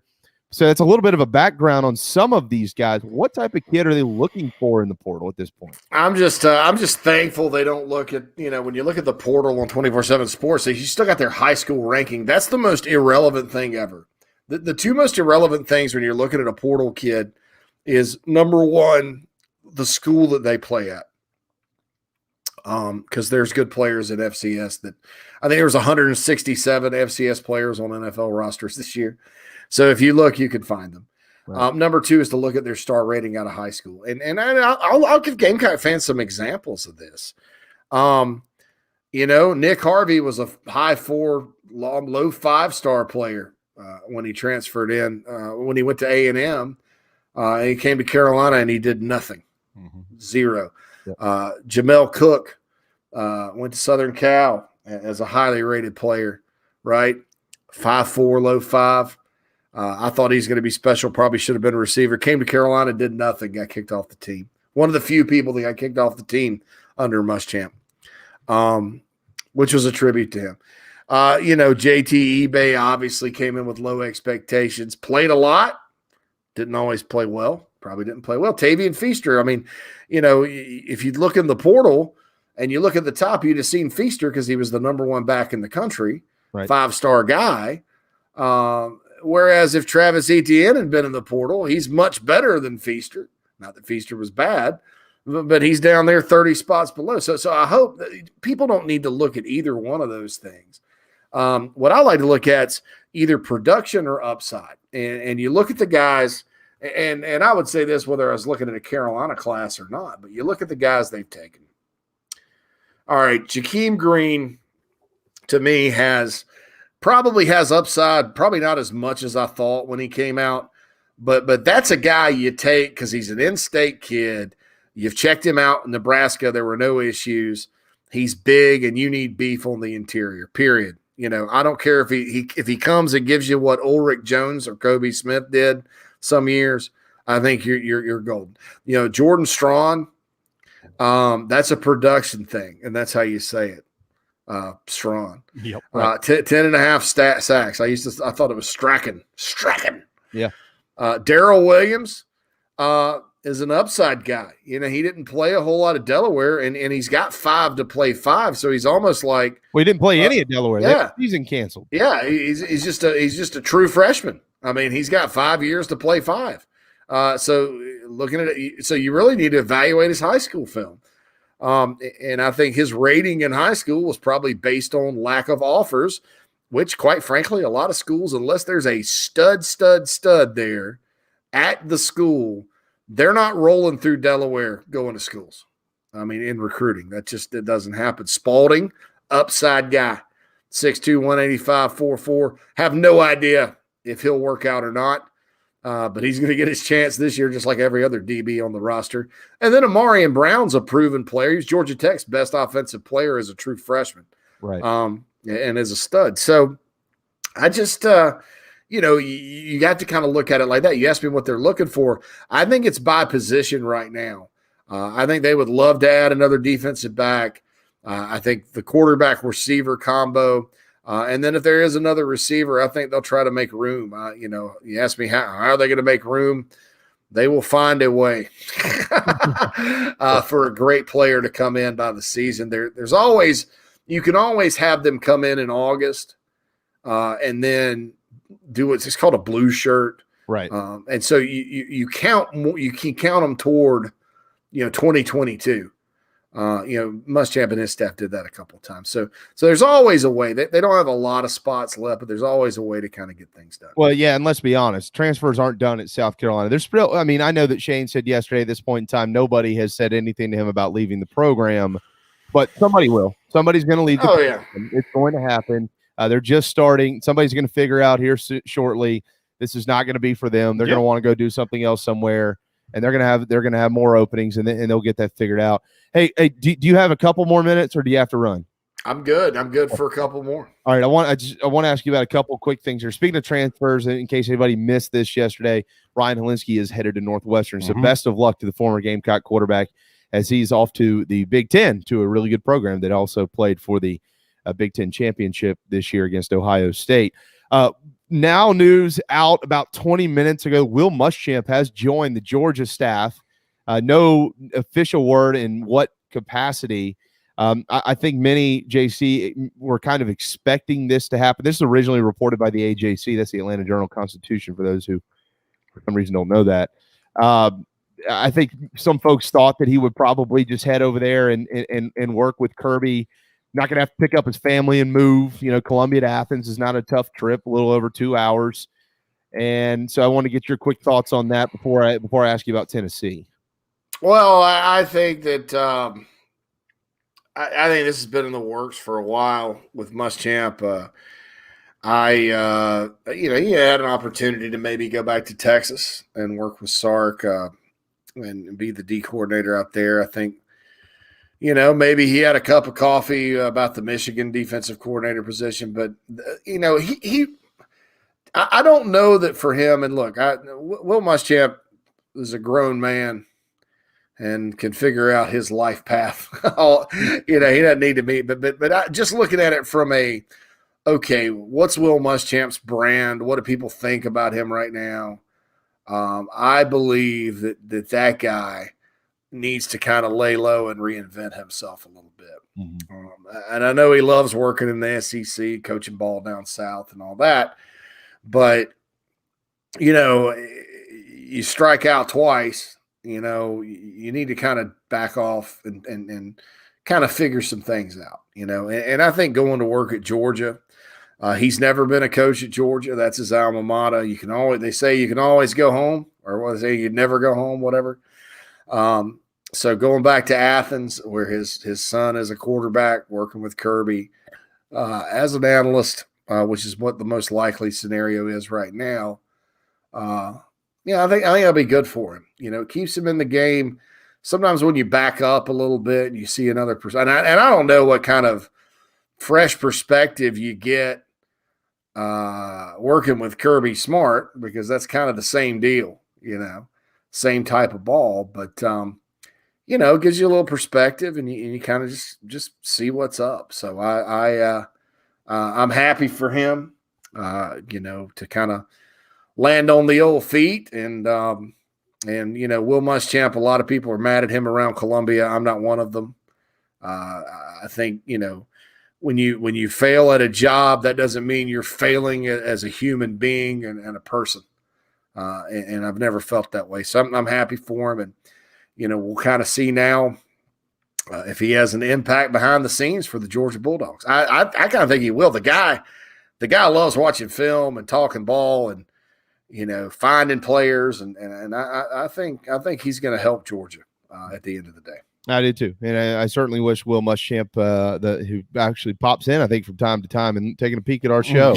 But we certainly wish him the best of luck moving forward. And I do not share much of the anger that many, not all, but many South Carolina fans do about Will Muschamp. I don't think he ever took this job with the intention to fail. I don't think he tried to fail. I don't think there was any day where he didn't bust his ass to do the best that he could. It didn't work out. Yep. It didn't work out. And Will Muschamp, I everything I know about him and the few times I've interacted with him, he's always been kind to me. And so I'll leave it at that. But he is certainly headed to Athens. We don't know who the hell is headed to Knoxville. JC, and we did speak to that Morgan guy yesterday, the guy that works for ESPN. He a little rough around the edges, but he brought an interesting perspective, certainly. Wanted to get your thoughts on this. I do want to read this quote. Mark Stoops was on Kentucky Sports Radio yesterday, asked about Tennessee cheating, and this was his response.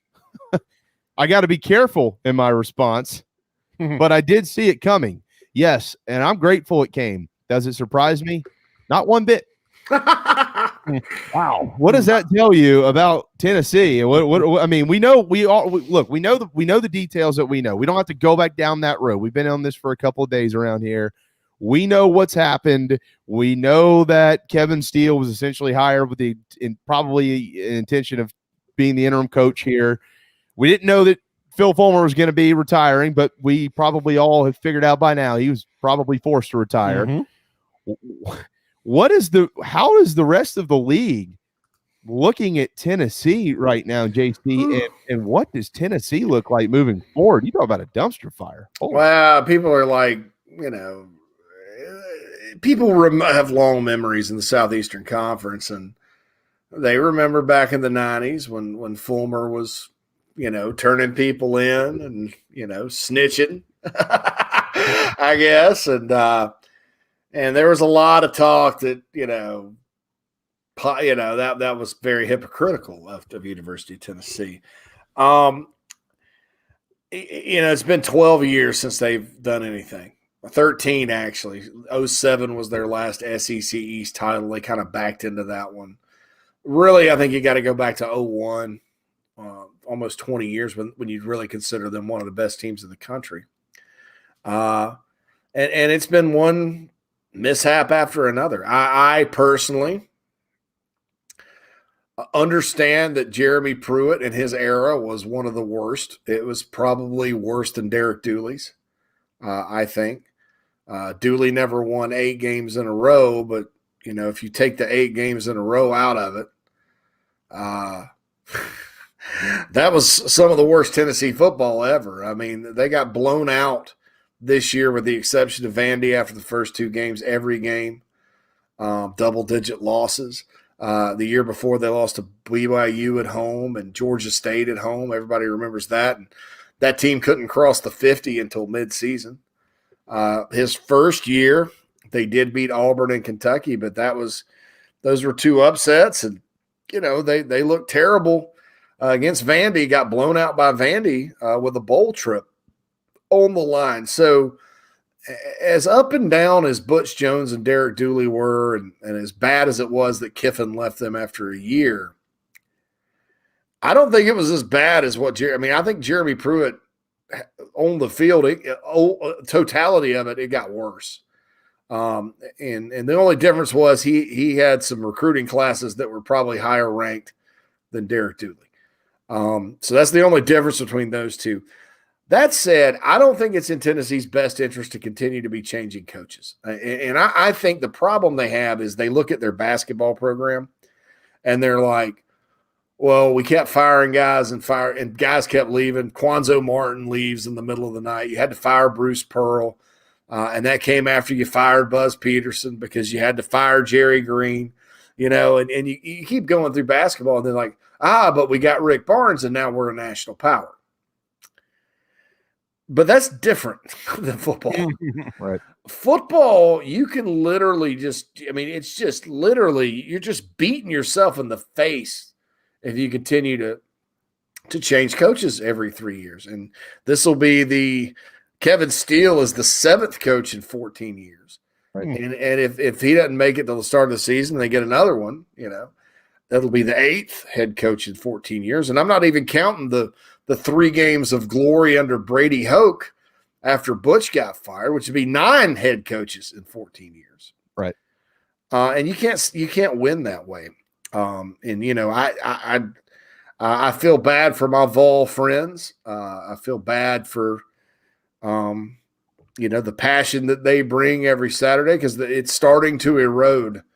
And it's not going to be that difficult to get Tennessee back. They just need to hire somebody that, kind of has a plan to make Tennessee great again. and hopefully it works out for them, so that's the deal there. Now, as far as the McDonald's bag thing goes, I've talked to some sources that swear to God it didn't happen that way. I tend to think there's, the truth is always somewhere in between. And I lean toward it probably wasn't and here's why. First and foremost, you're not just going to roll up at McDonald's. It's hard enough to get an extra sweet and sour with your chicken nuggets, okay? You're not just going to roll up to McDonald's and be like, give me 50 bags and a Big Mac combo. Right. So where did you get all the bags? I mean, are they used? I mean, what are you going around the trash can like at the common area with the students going, well, save that bag. Ball football needs you. Give me that McDonald's bag. So that was my first question about it is how in the world, did they get the bags and talk them into getting the bags? And then the other thing is what bags are you using? When you ask for the bags, I would tend to think it's like when you go through and just get like a cheeseburger and fries, I've never done that because I eat a little bit more of that when I go to McDonald's. I mean, if I'm going to take the plunge, I'm going to take the plunge. But, some girls will be like, I just want a cheeseburger and a small fry.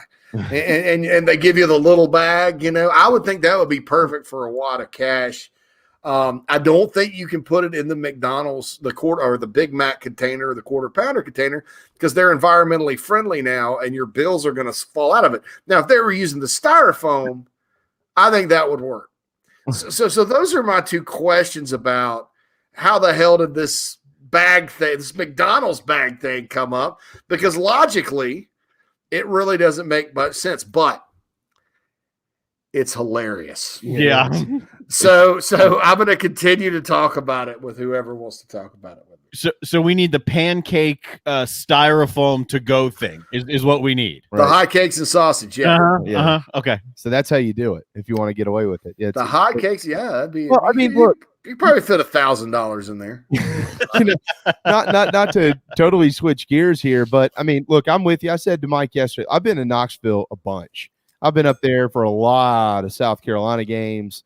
I've always been treated very well in Knoxville, Tennessee. I think they've got a great fan base, honestly. For the most part, everybody's got their bad apples here and there. But obviously, Tennessee it's a proud group of people. And, they still, I don't know how they're any different from a lot of South Carolina fans. Carolina saw what they could do under Steve Spurrier. And Tennessee won a national championship, saw what they could do under Philip Fulmer, I guess most recently, their most recent success. And they want it. They want it back, and they want it consistently. And I don't blame them for that. But when you look at Tennessee, just to put it into perspective, since 2005, they've had 9 losing seasons. They've had 12 years in the SEC of 500 or worse. That's not good. I mean, that's 16 years, 16 seasons, over half of them. They didn't have a winning record, JC. As a matter of fact, of all of those years, they never had a year where they lost less than 4 games in a year. So if you tier this league, what tier are they in? I think they're right there with Missouri, South Carolina, and Kentucky in the East. Everybody wants Tennessee to be back.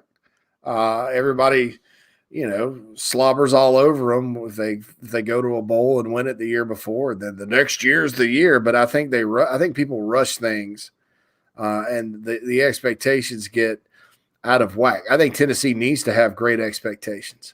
And I think that the talking points about that program that we all saw, over the years, they have to go out of state because they don't have enough in-state talent. That's not true anymore. That's not true. No. I mean, yeah, it used to be, back in when I first started covering national recruiting at rivals.com, it was the 04 class. And Tennessee went about 10 deep as a state, Michael Orr. And then you had the problem with your Michael Orrs of the world were in Memphis. And so that's like a long way from Knoxville compared to Ole Miss and places like that. Well, Nashville's grown. The high school football in that state's gotten significantly better. But and here's why Tennessee's a tough job. Class of 2021. Top football recruits. Number 1 prospect going to Clemson. Number 2 is going to Michigan. 3 is going to Notre Dame. 4 is going to Ohio State. 5 is going to Clemson. 6 is going to Ole Miss. 7 is going to North Carolina. 8 is uncommitted. 9 is going to Tennessee. 10 is going to Georgia. And 11 is going to Tennessee. 12 to Virginia. 13 to Ole Miss. 14 to Harvard. 15 to Virginia Tech. So Tennessee's getting 2 out of the top 15 prospects in their state. That they, that's actually, you look at the population of Tennessee, it's about 2.5 million people bigger than Alabama. Right. So there's, it's weird that this has happened during right now because the old reasons why the Tennessee job wasn't so great, the in-state talent base, that's kind of fixing itself. That state produces 20, 25, almost 30 Power 5 level guys a year. Whereas that number used to be kind of, 10-ish 15 years ago. It's certainly changed. You mentioned Memphis, and it is a hotbed for players, and so is Nashville. But Memphis is closer to Arkansas. I'm talking about the universities themselves. Like if you're a big time player and you want to play in the SEC, you're closer to Arkansas, you're closer to Ole Miss, you're closer to Mississippi State, you're closer to Alabama. I mean, you're about as close as to Auburn as you are as going to Knoxville. It's just a long state, but the point is there is talent in the state of Tennessee. I don't know where it goes. They say they're going to hire an AD first and then a coach second. I just get a quick take on this. Is Kevin Steele the interim head coach for Tennessee in 2021? That's my gut feeling, and I may be wrong. Who knows? But I think that Steele gets it 2021. The new AD settles in and evaluates it, and you say, all right, you go out here and have a good year. We'll consider keeping you. If not, we're going to go have a big search. I just think, right now is a tough time to go hire a new staff and a new coach and pay people's buyouts and all that good stuff. Because I do think they're going to end up having to pay Pruitt some money at the end of the day. And then maybe if these NCAA violations are pretty serious, maybe you do a self-imposed bowl ban next season, and you just kind of say going in, if this is a interim year, we're going to play football, but the future is really going to be down the road, and that stinks because you're going to have a hard time recruiting with everything up in the air, but and keeping players there, but I think that's the price you pay when you do an internal investigation and force your coach out. I think you're gonna, and your AD, I think you're gonna hit some bumps in the road, so to speak. And I'll say this too: the issues at Tennessee that I've heard about, and there may be some other stuff that's just completely egregious. The issues at Tennessee I've heard about are not egregious, even if the McDonald's bag thing is true. That's not that egregious. Okay, folks. Let's I've heard of worse. So but what you're saying by saying that, JC, is Tennessee though found a way to amplify these allegations to that level as much as they could as an alternative way to save money and get rid of Jeremy Pruitt. Oh, sure. Yeah. And that's what I feel like happened. And you look, and like my feeling on the subject is that, and what a great source told me, and don't tweet this on the JB and Goldwater. Tweet it. Don't tweet this. Get it out, Darren. This is exclusive for your listeners. Hey, depending on what it is, call CNN or Fox News. That'll tell you who to call. But before this even went down, and you even saw the story, I talked to a guy that's connected at Tennessee And how I know this guy's I've known he's connected over the years, but all the Bill O'Brien talk you hear about Tennessee right now, he told me this 2 months ago, that they hope that South Carolina didn't hire Bill O'Brien because they wanted to hire him. So there is some support. But anyway, you're talking about Pruitt, and it's like, well, is Pruitt going to stay or whatever? He's like, no, yeah, you're going to stay. But if he trips over a rake, wow. Yeah. Good old Rocky Top. There's always some drama up there, man. And like I said, most Tennessee fans are like no drama people. They're not dramatic at all. They're just, hey, man, I got University of Tennessee, go Vols. Yep, they're the most laid back, whiskey sipping people. They love their lives. They live in a great state. They love the Vols. They love that orange. Go Big Orange. They're not dramatic people. They're not like Florida fans. No, who are very dramatic. Yeah. Or LSU fans who are a different type of dramatic. And unfortunately, the Gamecock fans have been a little bit dramatic lately. Tennessee is just kind of like, hey, yeah, just give me some Jack Daniels and some fried chicken and let's go to Rocky Top. They're real laid back. The vibe you get there is different. So certainly. So that's that. On that note, we will let you run, JC. I know we've kept you around for a very long time today, but as always, just wonderful insight, and we'll continue to keep our eyes on the BigSpur.com, expecting what seems to be very good news for Carolina football in the near future. Yeah, sure. I got an eye doctor's appointment today, so that's good. I'll be sporting the glasses next time you guys see me, so that'll be a new look for old JC. Are you a contacts guy now, or is this a new I'm old thing? I'm a contacts guy now. I go back and forth, but my glasses broke, I guess, a couple months ago, and I just didn't want to go to the eye doctor or whatever because I hate that little puff they put in your yeah, I hate that. I'd rather be like hit in the face than have that happen. But so I have to go because my contacts are wearing down. I'm almost out, and I'm due for an exam, so. Gonna get the glasses because I am getting old and I probably need to do this. I'm in the same boat. I gotta go. I need new contacts too. It's unfortunate for both of you. I can literally see miles and miles and miles, and I can see every word that's written. So I'm happy to have 100 vision. JC, have a wonderful Wednesday afternoon, buddy. Great to talk to you, and we'll see you soon. Thanks, guys. Y'all have a good one. JC Shurburtt, owner of the Big Spur. .com. All right, it is time for a timeout. Speaking of surgery, we'll tell you about Tiger Woods when we get back. An update, also a brand new, fresh update on Will Muschamp and a couple of other nuggets to pass along before we head off to our Wednesday afternoon. Hang tight. JB and Goldwater Show, protected by McFadden Pest Control. We'll be right back. Is your old car really scary? Does it look dreadful or smell awful? Don't be frightened. There's never been a better time to trade in your spooky old car. Stokes Volkswagen just received a new shipment of the VW Atlas and VW Crossport. But here's what makes that even sweeter. Every new Atlas and Crossport is $3,000 off MSRP. Plus, every 2020 Volkswagen is available with 0% financing. That's right. You get both the huge discount and 0% financing. So if you want to play trick or treat at other dealerships, that's okay. Come see us at Stokes Volkswagen on Ashley Phosphate or visit stokesvw.com. Peace and love at Stokes VW.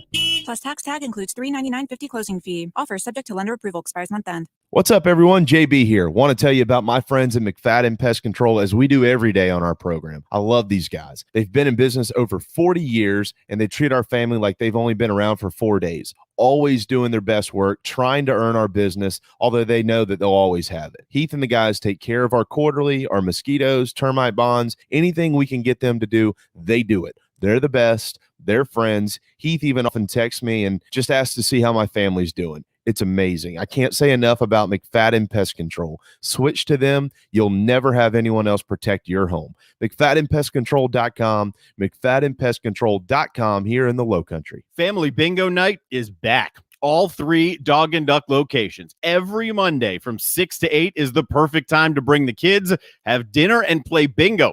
They've upped the prizes with retail store gift cards, gas cards, in-house cash cards, and kid-friendly gift cards like Nintendo, pizza, App Store, and more. Thanks for supporting local businesses like the Dog and Duck in Bell Hall, Park West, and on Clements Ferry Road. What's up, everybody? This is South Carolina singer-songwriter Patrick Davis, and I might live in Nashville, Tennessee now, but guess what? I can always keep up with the news back in South Carolina because I've got the JB and Goldwater Show. Thank you, JB and Darren, for being live, loud, and online. All right, final quick few minutes here on the JB and Goldwater Show, driven by Stokes at Volkswagen. Thanks to DV's Cheesesteaks. They serve our show daily, dvscheesesteaks.com for their entire menu. If you're going to be in West Ashley, in particular around the Avondale area, check in with them and have the best cheesesteak in town or have it delivered via any delivery app you have, dvscheesesteaks.com for that entire menu. Try my favorite, the Buffalo Chicken Cheesesteak, and don't forget the Boardwalk Fries at DB's Cheesesteaks. All right, real quick from Seth Emerson here with The Athletic. Seth Emerson says, no, that is not true. Will Muschamp has not been hired at Georgia. He has put out a statement. He is not employed at this point in time by Georgia. He's still exploring his options. He has been at Georgia's building as his son is a freshman QB. And, of course, he is close friends with Kirby Smart, but he is not at this moment employed by the Georgia Bulldogs. That is according to Seth Emerson just a few moments ago from The Athletic. Sounds like a very technical type of thing right there. He's around the building. His son's here. He's good friends, but he's not employed. Yeah, it seems like it's trending that yes. way. But, hey, look, the initial report said it's because he had been in and out of the building and parked in a spot and this, that, and the other. I don't know how good of reporting that actually is, but that was what the initial report actually said. Some sad news from yesterday. Of course, Don Sutton has passed away, the Hall of Famer. Just a part of my childhood. I'll always remember Joe Simpson and Don Sutton and Pete Van Wiering and Chip Carey with the Braves as I grew up. 7:05, 7:35 on weeknights, 1:05, 1:35 on Sunday afternoons. And certainly our condolences to the baseball world. We do have Corey McCartney tomorrow, so it'll be a great conversation with him. He has spent time with Don Sutton. A wonderful man. What a career, and he'll be missed. Yeah, I'm interested in talking to Corey because Sutton touched a lot of different lives in and around the game of baseball, not just as a player and a Hall of Fame player, but then in a second career as a broadcaster where he became revered as one of the best in that profession as well. So his tentacles are far reaching. I never met him, never spoke to him, but I'd like to get Corey's take on that. Yeah, I battled cancer. Great man from everything I have ever heard about Don Sutton. So thoughts and prayers certainly are with their family. The March Madness schedule is out. You can check that out by going to the NCAA's website. A change this year. The first round will be played Saturday, Sunday, Monday, Tuesday. Not Thursday, Friday. That sucks. Yes, it does. Come on, man. Why? That they're Thursday, it all in Indy, Thursday is a holiday for me. I don't remember the last time on opening round Thursday that I was not at a bar eating wings and drinking beer basically all day. We might have even been able to do that this year with our program. We won't on Thursday, but there is a change there. So get prepared to watch the they will have the first round games that Friday, and then they'll go right that Thursday, Friday, the first couple like games. the first four. That's typically on Tuesday. Yeah, Tuesday, Wednesday, and then they play Thursday, Friday, depending. Yeah, but now it's Thursday, or now it's Friday, Saturday. Gotcha. Saturday, Sunday, Monday, Tuesday. Tiger Woods had back surgery yesterday, remains to be seen, but he is expected to still play in the Masters and then here on Kiowa Island for the PGA Championship in May, but he's recovering. They say it was a great surgery. He will fully recover. Hopefully he'll be in time to get some work in before he gets to the Masters. Yes, so this is the fifth now, back surgery for Tiger. They're saying this is at least 2 months, and there is no real timetable. So if you're at least 2 months, and you're in the middle to late stages of January, you're butting up against the Masters here. Yeah. So I'm sure his goal in doing it when he did was to be ready in time for the Masters. We'll see. We will not see Phillip Rivers playing in the NFL anymore. He is retired, 5th all-time in passing yards, first ballot Hall of Famer. Yeah, he's a Hall of Famer for sure. Is he going to be first ballot? I don't know. I think he is. 5th all-time in passing yards. He's over names like Marino, Roethlisberger, Elway, all these other guys who are all in the Hall of Fame. I think he's a first ballot Hall of Famer. 17 years is a long, long career. Yeah. It's a hell of a career that he's put together. He'll be in. He will definitely be in. No Super Bowl. But, right. But one of the best to ever play, certainly, no doubt about that. It is National Cheese Lovers Day, so if get your favorite food with cheese on it or just eat cheese or whatever you do with cheese. I love cheese. We all, who doesn't love cheese? Our little bearded dragon lizard thing, its nickname is Cheese. I'll eat some cheese. I'll do some cheese and crackers today. Dude, cheese is good. Yeah, cheese is good. JC Shurburtt was pretty good. We appreciate him, as always, for joining us on a Wednesday. College of Charleston, next 2 weekends, will not be playing due to a COVID test in the men's basketball program. So they're out for a couple weeks, which I know they want to get back on the floor and avenge those losses, but it'll be a while. Yep. So the next 4 games off for CFC Hoops. We're off for the rest of the afternoon, but we're back tomorrow at noon. We do have Corey. We do have David Cloninger. We do have Scott Glaze and others. We'll talk about the Tiger documentary tomorrow as well. Yes, well, I got to finish the end of that day. Thanks to Darren. Thanks to all of you for watching and listening. Have a wonderful Wednesday afternoon. JB and Goldwater Show, driven by Stokes Volkswagen, back tomorrow at noon.